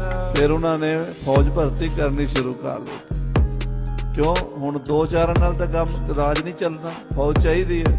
ਉਹ ਜਿਹੜੇ 2-4 ਸਿੰਘ ਹੁੰਦੇ ਸੀਗੇ ਉਹ ਆਪ ਤੇ ਬਣ ਜਾਂਦੇ ਸੀ ਸਰਦਾਰ, ਤੇ ਬਾਕੀ ਪਿੰਡਾਂ ਚੋਂ ਕਹਿੰਦੇ ਆਓ ਤੁਹਾਨੂੰ ਤਨਖਾਹ ਦੇਵਾਂਗੇ, ਫੌਜ ਭਰਤੀ ਹੋਵੋ। ਜਿਹੜੇ ਤੇ ਹੁੰਦੇ ਸੀ ਸਿੱਖ ਉਹ ਤਾਂ ਭੱਜ ਕੇ ਆ ਜਾਂਦੇ ਸੀ ਵੀ ਚਲੋ ਗੁਰੂ ਦੀ ਫੌਜ ਹੈ, ਤੇ ਜਿਹੜੇ ਦੂਸਰੇ ਹੁੰਦੇ ਸੀ ਉਹ ਤਨਖਾਹ ਦੇ ਲਾਲਚ ਨਾਲ ਆ ਜਾਂਦੇ ਸੀ ਵੀ ਤਨਖਾਹ ਵੀ ਮਿਲੇਗੀ, ਆਪਾਂ ਨੌਕਰੀ ਕਰਨੀ ਹੈ। ਇੱਥੋਂ ਤੱਕ ਵੀ ਜੇ ਲੋੜ ਪਈ ਤੇ ਮੁਸਲਮਾਨ ਬੰਦੇ ਵੀ ਫੌਜ ਭਰਤੀ ਕਰ ਲਏ, ਹਿੰਦੂ ਵੀ ਕਰ ਲਏ, ਸਿੱਖ ਵੀ ਕਰ ਲਏ। ਫੌਜ ਸਰਕਾਰ ਵਿੱਚ ਤਾਂ ਇਦਾਂ ਹੀ ਚੱਲਦਾ ਕੰਮ। ਤਾਂ ਫਿਰ ਇਹਨਾਂ ਨੇ ਕਿਸੇ ਨੇ 100 ਕਿਸੇ ਨੇ 200 ਸਿਪਾਹੀ ਭਰਤੀ ਕਰ ਲਏ ਤੇ ਇਲਾਕਿਆਂ ਦੇ ਉੱਤੇ ਰਾਜ ਕਰਨ ਲੱਗੇ ਸਿੱਖ।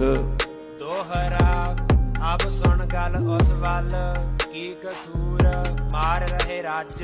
ਹੁਣ ਮਾਝੇ ਦੀ ਗੱਲ ਸੁਣੋ। ਮਾਝੇ ਵਿੱਚ ਜਥੇਦਾਰ ਹਰੀ ਸਿੰਘ ਭੰਗੀ ਨੇ, ਚੜ੍ਹ ਸਿੰਘ ਸੁਕਰ ਚੱਕੀਏ ਨੇ, ਜੱਸਾ ਸਿੰਘ ਰਾਮਗੜੀਏ ਨੇ, 5 ਮਿਸਲਾਂ ਨੇ ਕਸੂਰ ਫਤਿਹ ਕੀਤੀ ਸੀ। ਕੱਲ ਪਰਸੋਂ ਆਪਾਂ ਇੱਕ ਕਥਾ ਸੁਣੀ ਹੈ। ਕਸੂਰ ਵਿੱਚੋਂ ਕਈ ਕਰੋੜਾਂ ਰੁਪਈਏ ਦਾ ਖਜ਼ਾਨਾ ਸਿੱਖਾਂ ਦੇ ਹੱਥ ਲੱਗਾ, ਕਰੋੜਾਂ ਦੇ ਹਿਸਾਬ ਨਾਲ। ਇੰਨਾ ਮਾਲ ਸਿੱਖਾਂ ਨੂੰ ਮਿਲਿਆ, ਇੰਨੇ ਹਾਥੀ ਘੋੜੇ ਹਥਿਆਰ ਤੋਪਖਾਨੇ ਸਿੱਖ ਫੌਜਾਂ ਨੂੰ ਮਿਲੇ ਕਿ ਰੱਜ ਗਏ। ਕਈ ਪੁਸਤਾਂ ਦੀਆਂ ਕਹਿੰਦੇ ਆ ਵੀ ਭੁੱਖਾਂ ਨਿਕਲ ਗਈਆਂ, ਇੰਨਾ ਖਜ਼ਾਨਾ ਸਿੱਖਾਂ ਕੋਲ ਆ ਗਿਆ। ਮਾਰਿਓ ਦਸੰਬਰ ਅਨ ਸੁਨਿਓ ਔਰ ਮੁਲਕ ਲਿਓ ਦੱਬ। ਉਹਨਾਂ ਮਾਝੇ ਵਾਲਿਆਂ ਨੂੰ ਪਤਾ ਲੱਗਾ ਵੀ ਬੁੱਢੇ ਦਲ ਨੇ ਜਾ ਕੇ ਦੁਆਬਾ ਫਤਿਹ ਕਰ ਲਿਆ, ਬਿਸੰਬਰ ਦਾਸ ਮਾਰ ਲਿਆ ਹੈ ਤੇ ਦੁਆਬੇ ਉੱਤੇ ਕਬਜ਼ਾ ਕਰ ਗਿਆ ਜੱਸਾ ਸਿੰਘ ਆਹਲੂਵਾਲੀਆ। ਚੌਪਈ ਮੁਲਕ ਉਹਨੇ ਏਕਲ ਮਲ ਲਿਆ। ਕਹਿੰਦੇ ਉਹਨਾਂ ਨੇ ਤੇ ਕੱਲਿਆਂ ਨੇ ਹੀ ਦੁਆਬਾ ਸਾਰਾ ਕਬਜ਼ੇ 'ਚ ਕਰ ਲਿਆ। ਬੁੱਢੇ ਦਲ ਵਾਲਿਆਂ ਨੇ ਸਾਰੇ ਦੁਆਬੇ ਤੇ ਕੱਲਿਆਂ ਨੇ ਕਬਜ਼ਾ ਕਰ ਲਿਆ ਹੈ। ਅਬ ਹਮਕੋ ਕਬ ਉਨ ਹਿੱਸਾ ਦਿਆ। ਉਹਨਾਂ ਨੇ ਹੁਣ ਸਾਨੂੰ ਕਿੱਥੇ ਹਿੱਸਾ ਦੇਣਾ। ਫਿਰ ਆਪਸ ਹਿੱਸੇਦਾਰੀਆਂ ਤੇ ਆ ਗਏ ਸਿੱਖ। ਇਹ ਵੀ ਸਾਡੇ ਮੁੱਢ ਤੋਂ ਹੀ ਚੱਲਦਾ ਰਿਹਾ ਕੰਮ ਖਾਲਸੇ ਦਾ। ਕਹਿੰਦੇ ਉਹਨਾਂ ਨੇ ਤਾਂ ਉਧਰ ਕਬਜ਼ਾ ਕਰ ਲਿਆ, ਹੁਣ ਸਾਨੂੰ ਹਿੱਸਾ ਕਦੋਂ ਦੇਣਗੇ? ਕਹਿ ਅਬ ਹਮ ਰਲ ਅਨਸੋ ਲੜੀਏ। ਜਾਂ ਤਾਂ ਆਪਾਂ ਇਕੱਠੇ ਹੋ ਕੇ ਉਹਨਾਂ ਨਾਲ ਲੜੀਏ, ਉਹਨਾਂ ਨੂੰ ਕਹੀਏ ਵੀ ਸਾਨੂੰ ਹਿੱਸਾ ਦਿਓ। ਕਹਿ ਕਸ਼ ਔਰ ਹੈ ਉਦਮ ਕਰੀਏ। ਜਾਂ ਫਿਰ ਕੋਈ ਹੋਰ ਹੀਲਾ ਕਰੀਏ, ਉਪਰਾਲਾ ਕਰੀਏ ਕੋਈ। ਹੋਏ ਕਹੇ ਹਮ ਲੋਟਣੋ ਰਹੇ। ਉਹ ਕਹਿੰਦੇ ਅਸੀਂ ਤੇ ਦੂਜੇ ਜਿਹੜੇ ਨਾਲ ਤੇ ਸਨ, ਕਹਿੰਦੇ ਆਪਾਂ ਨੂੰ ਹੁਣ ਕੀ ਲੋੜ ਆ, ਉਹ ਵੀ ਆਪਣੇ ਭਰਾ ਨੇ, ਉਧਰ ਬੈਠੇ ਖਾਈ ਜਾਣ, ਆਪਾਂ ਇੱਧਰ, ਆਪਣੇ ਕੋਲ ਕਿਹੜਾ ਕਮੀ ਹੈ? ਆਪਾਂ ਕਸੂਰ ਲੁੱਟਿਆ, ਉਹਨਾਂ ਨੇ ਜਲੰਧਰ ਲੁੱਟਿਆ। ਕਸੂਰ ਦਾ ਖਜ਼ਾਨਾ ਜਲੰਧਰ ਨਾਲੋਂ ਵੀ ਜ਼ਿਆਦਾ ਹੈ। ਹੋਰ ਹੁਣ ਅਸੀਂ ਕੀ ਕਰਨਾ? ਇਹ ਹੀ ਖਾਈ ਚੱਲੀਏ ਤੇ ਮੁੱਕਦਾ ਨਹੀਂ ਸਾਥੋਂ। ਕਸੂਰ ਲੁੱਟ ਕੇ ਓਏ ਰੱਜ ਬਹਿ। ਉਹ ਆਪਾਂ ਕਸੂਰ ਲੁੱਟ ਕੇ ਬੈਠੇ ਆ, ਉਹ ਜਲੰਧਰ ਦਾ ਇਲਾਕਾ ਲੁੱਟ ਕੇ ਬੈਠੇ ਨੇ। ਇਧਰ ਬੁੱਢੇ ਦਲੀਏ ਗੱਲਾਂ ਕਰਨ ਲੱਗ ਪਏ, ਕਹਿੰਦੇ ਓਏ ਤਰਨੇ ਦਾ ਲੜਿਆ ਨੇ ਤਾਂ ਉਹ ਕਸੂਰ ਫਤਿਹ ਕਰ ਲਈ, ਉਹਨਾਂ ਕੋਲ ਬੜਾ ਮਾਲ ਹੈ, ਕਹਿੰਦੇ ਉਹਨਾਂ ਕੋਲੋਂ ਆਪਾਂ ਹਿੱਸਾ ਲਈਏ। ਅਬ ਕਿਆ ਹੋਤ ਹਮੇ ਪਛਤਾਵੇ। ਹੁਣ ਪਛਤਾਇਆ ਕੀ ਹੁੰਦਾ? ਕਹਿੰਦੇ ਆਪਾਂ ਇੱਧਰ ਆ ਗਏ, ਉਹਨਾਂ ਦਾ ਹੱਥ ਉੱਥੇ ਵੱਜ ਗਿਆ। ਉਹ ਇਹਨਾਂ ਦੀ ਥਾਲੀ ਦਾ ਲੱਡੂ ਮੋਟਾ ਸਮਝਦੇ ਆ ਤੇ ਇਹ ਉਹਨਾਂ ਦੀ ਥਾਲੀ 'ਚ ਲੱਡੂ ਮੋਟਾ। ਜਿਵੇਂ ਕਹਿੰਦੇ ਨਾ, ਆਪਣੀ ਅਗਲ ਬੇਗਾਨੀ ਮਾਇਆ ਸਭ ਨੂੰ ਜ਼ਿਆਦਾ ਲੱਗੇ। ਸਿਆਣਿਆਂ ਦੀ ਕਹਾਵਤ ਹੈ ਵੀ ਆਪਣੀ ਅਕਲ ਬੇਗਾਨੀ ਮਾਇਆ ਸਾਰਿਆਂ ਨੂੰ ਜ਼ਿਆਦਾ ਹੀ ਲੱਗਦੀ ਹੈ। ਤੇ ਉਹੀ ਗੱਲ ਹੈ ਵੀ ਜਿਹੜੇ ਉਧਰ ਬੈਠੇ ਸੀਗੇ ਮਾਝੇ ਵਿੱਚ, ਉਹਨਾਂ ਨੂੰ ਇੰਜ ਲੱਗੇ ਵੀ ਦੁਆਬੇ ਵਾਲਿਆਂ ਨੇ ਚੰਗਾ ਖਜ਼ਾਨਾ ਲੁੱਟ ਲਿਆ। ਉਹ ਤਾਂ ਸਾਰੇ ਦੁਆਬੇ ਦੇ ਮਾਲਕ ਬਣ ਗਏ। ਕਿੱਥੋਂ ਹੁਸ਼ਿਆਰਪੁਰ ਤੋਂ ਲੈ ਕੇ ਸਾਰਾ ਇਲਾਕਾ ਜਿਹੜਾ ਦਰਿਆ ਬਿਆਸਾ ਤੇ ਸਤਲੁਜ ਦੇ ਵਿਚਕਾਰ ਹੈ, ਉਹ ਸਾਰਾ ਬੁੱਢੇ ਦਲ ਦੇ ਕਬਜ਼ੇ 'ਚ ਹੈ। ਤੇ ਉਹ ਬੁੱਢੇ ਦਲ ਇਹ ਸੋਚਦੇ ਆ, ਕਹਿੰਦੇ ਜਿਹੜੇ ਤਰਨੇ ਦਲ ਵਾਲੇ ਹੈ ਨਾ, ਉਹ ਕਸੂਰ ਲੁੱਟ ਕੇ ਬੜਾ ਮੋਟਾ ਮਾਲ ਮਾਰ ਕੇ ਲਿਆਏ ਆ। ਇੱਕ ਦੂਜੀ ਦੇ ਬਾਰੇ ਆਪਸ ਦੇ ਵਿੱਚ ਸਿੱਖਾਂ ਦੇ ਇਦਾਂ ਦੇ ਖਿਆਲ ਸ਼ੁਰੂ ਹੋ ਗਏ। ਹਮੇ ਹੱਥ ਕਬ ਵਹਿ ਲੁੱਟ ਆਵੇ। ਉਹ ਮਾਲ ਸਾਡੇ ਹੱਥ ਕਿਵੇਂ ਆਵੇਗਾ? ਕਹਿੰਦੇ ਬੜਾ ਤਗੜਾ ਮਾਲ ਹੈ ਜਿਹੜਾ ਕਸੂਰ ਵਾਲਿਆਂ ਨੇ ਲੁੱਟਿਆ ਹੈ। ਦੋ ਵੱਲ ਐਮ ਕਰੇ ਪਛਤਾਏ। ਇਹਦਾ ਦੋਵੇਂ ਪਾਸੇ ਪਛਤਾਵਾ ਹੋਣ ਲੱਗ ਪਿਆ ਵੀ ਜੇ ਅਸੀਂ ਉੱਥੇ ਹੁੰਦੇ ਤੇ ਅਸੀਂ ਕਸੂਰ ਲੁੱਟਦੇ। ਉਹ ਕਹਿੰਦੇ ਜੇ ਅਸੀਂ ਦੁਆਬੇ 'ਚ ਹੁੰਦੇ ਅਸੀਂ ਜਲੰਧਰ ਲੁੱਟਦੇ। ਇਹ ਨਹੀਂ ਸੋਚਦੇ ਵੀ ਉਹ ਵੀ ਠੀਕ ਨੇ, ਅਸੀਂ ਵੀ ਠੀਕ ਆ। ਏਦਾਂ ਸਾਡੇ ਜਿਵੇਂ ਪੰਜਾਬੀਆਂ ਦਾ ਸੁਭਾਅ ਹੈ ਨਾ, ਇੱਕ ਦੂਜੀ ਦੀਆਂ ਲੱਤਾਂ ਖਿੱਚਣ ਦਾ, ਉਹ ਉੱਥੇ ਆ ਗਿਆ ਸਾਧ ਸੰਗਤ। ਹਾਂਜੀ, ਜਿਤ ਜਿਤ ਕਰਮ ਤਿਤੋ ਤਿਤ ਪਾਏ। ਇਹ ਸੋਚਣ ਵਾਲੀ ਗੱਲ ਸੀ ਵੀ ਜਿਹਦੇ ਜਿਹਦੇ ਕਰਮਾਂ 'ਚ ਜੋ ਕੁਛ ਹੈ ਉਹਨੂੰ ਉਹ ਮਿਲਣਾ ਬਿਨਾਂ ਭਾਗਾਂ ਤੋਂ। ਸਾਧ ਸੰਗਤ ਜੀ, ਇੱਕ ਬੇਨਤੀ ਕਰੀਏ, ਜਿਹੜਾ ਗੁਰੂ ਕਾ ਸਿੱਖ ਵਿਚਾਰਵਾਨ ਹੈ, ਗੁਰਬਾਣੀ ਦੇ ਰੰਗ ਵਿੱਚ ਰੰਗਿਆ, ਉਹਨੂੰ ਸਮਝ ਆਉਂਦੀ ਇਸ ਗੱਲ ਦੀ, ਬਾਕੀਆਂ ਨੂੰ ਨਹੀਂ ਆਉਂਦੀ ਕਿ ਅਸੀਂ ਦੂਸਰੇ ਵੱਲ ਦੇਖ ਕੇ ਦੁਖੀ ਹੁੰਦੇ ਹਾਂ। ਇੰਨਾ ਲੋਕ ਆਪਣੇ ਦੁੱਖਾਂ ਕਰਕੇ ਦੁਖੀ ਨਹੀਂ ਜਿੰਨੇ ਦੂਜਿਆਂ ਦੇ ਸੁੱਖਾਂ ਨੂੰ ਵੇਖ ਕੇ ਦੁਖੀ ਹੁੰਦੇ। ਅੱਜ ਵੀ ਇਹ ਸਾਡੀ ਸਾਰਿਆਂ ਦੀ ਹਾਲਤ ਹੈ। ਈਰਖਾ ਜਿਹੜੀ ਸਾਨੂੰ ਸਾੜ ਸਾੜ ਕੇ ਅੰਦਰੋਂ ਅੰਦਰ ਹੀ ਘੁਣ ਦੀ ਤਰ੍ਹਾਂ ਖਾਈ ਜਾਂਦੀ ਹੈ। ਘਰਾਂ ਵਿੱਚ, ਪਰਿਵਾਰਾਂ ਵਿੱਚ, ਜਿੱਥੇ ਮਰਜ਼ੀ ਚਲੇ ਜਾਓ, ਈਰਖਾਬਾਜ਼ੀ ਬਹੁਤ ਹੈ। ਜੇ ਸਾਡਾ ਗੁਆਂਢੀ ਜਾਂ ਸਾਡਾ ਕੋਈ ਭਰਾ ਜਾਂ ਸਾਡਾ ਕੋਈ ਰਿਸ਼ਤੇਦਾਰ ਰੋਟੀ ਖਾਣ ਲੱਗ ਜਾਵੇ, ਅਸੀਂ ਕਹਿੰਦੇ ਉਹਨੂੰ ਇਹ ਕਿਉਂ ਮਿਲ ਗਿਆ? ਇਹ ਨਹੀਂ ਸੋਚਦੇ ਵੀ ਜਿਹੜੇ ਵਾਹਿਗੁਰੂ ਨੇ ਉਹਨੂੰ ਦਿੱਤਾ, ਜੇ ਆਪਾਂ ਉਹਦੇ ਅੱਗੇ ਅਰਦਾਸ ਕਰਾਂਗੇ ਸਾਨੂੰ ਵੀ ਦੇਵੇਗਾ।